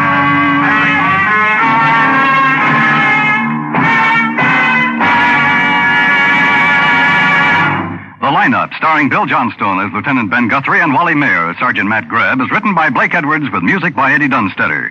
Featured in tonight's cast were John McIntyre, Clayton Post, Sidney Miller, Ed Begley, Joe Duvall, Raymond Burr, and Howard McNear. The lineup is produced and directed by Jaime Del Valle.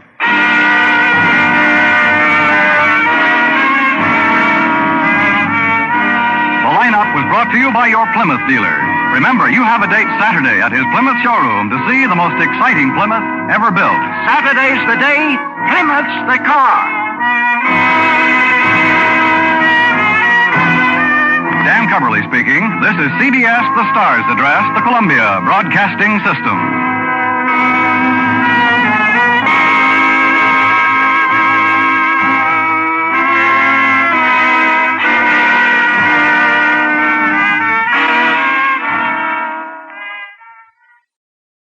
Welcome back. Well, I have to say, this episode draws to my mind, once again, another Dragnet comparison to the Dragnet episode, The Human Bomb. This one kind of escalated the danger and risk with a time bomb that was going off as opposed to the Dragnet story, which had somebody controlling a bomb in their hand. I have to wonder about the risk they took here, because it seems like Guthrie and Grebs risked their lives on the basis of he couldn't really be that crazy, hoping that the nut who planted the bomb wasn't nutty enough to be willing to go off with it. Though I suppose it's possible they could have gone ahead and made a quick exit if they found out, yes, indeed, he is that crazy. Thankfully for them, he wasn't. Also good to see corporate sponsorship and an interesting, albeit slightly cheesy attempt to make the ads for the new Chevrolet fit into the theme of the show.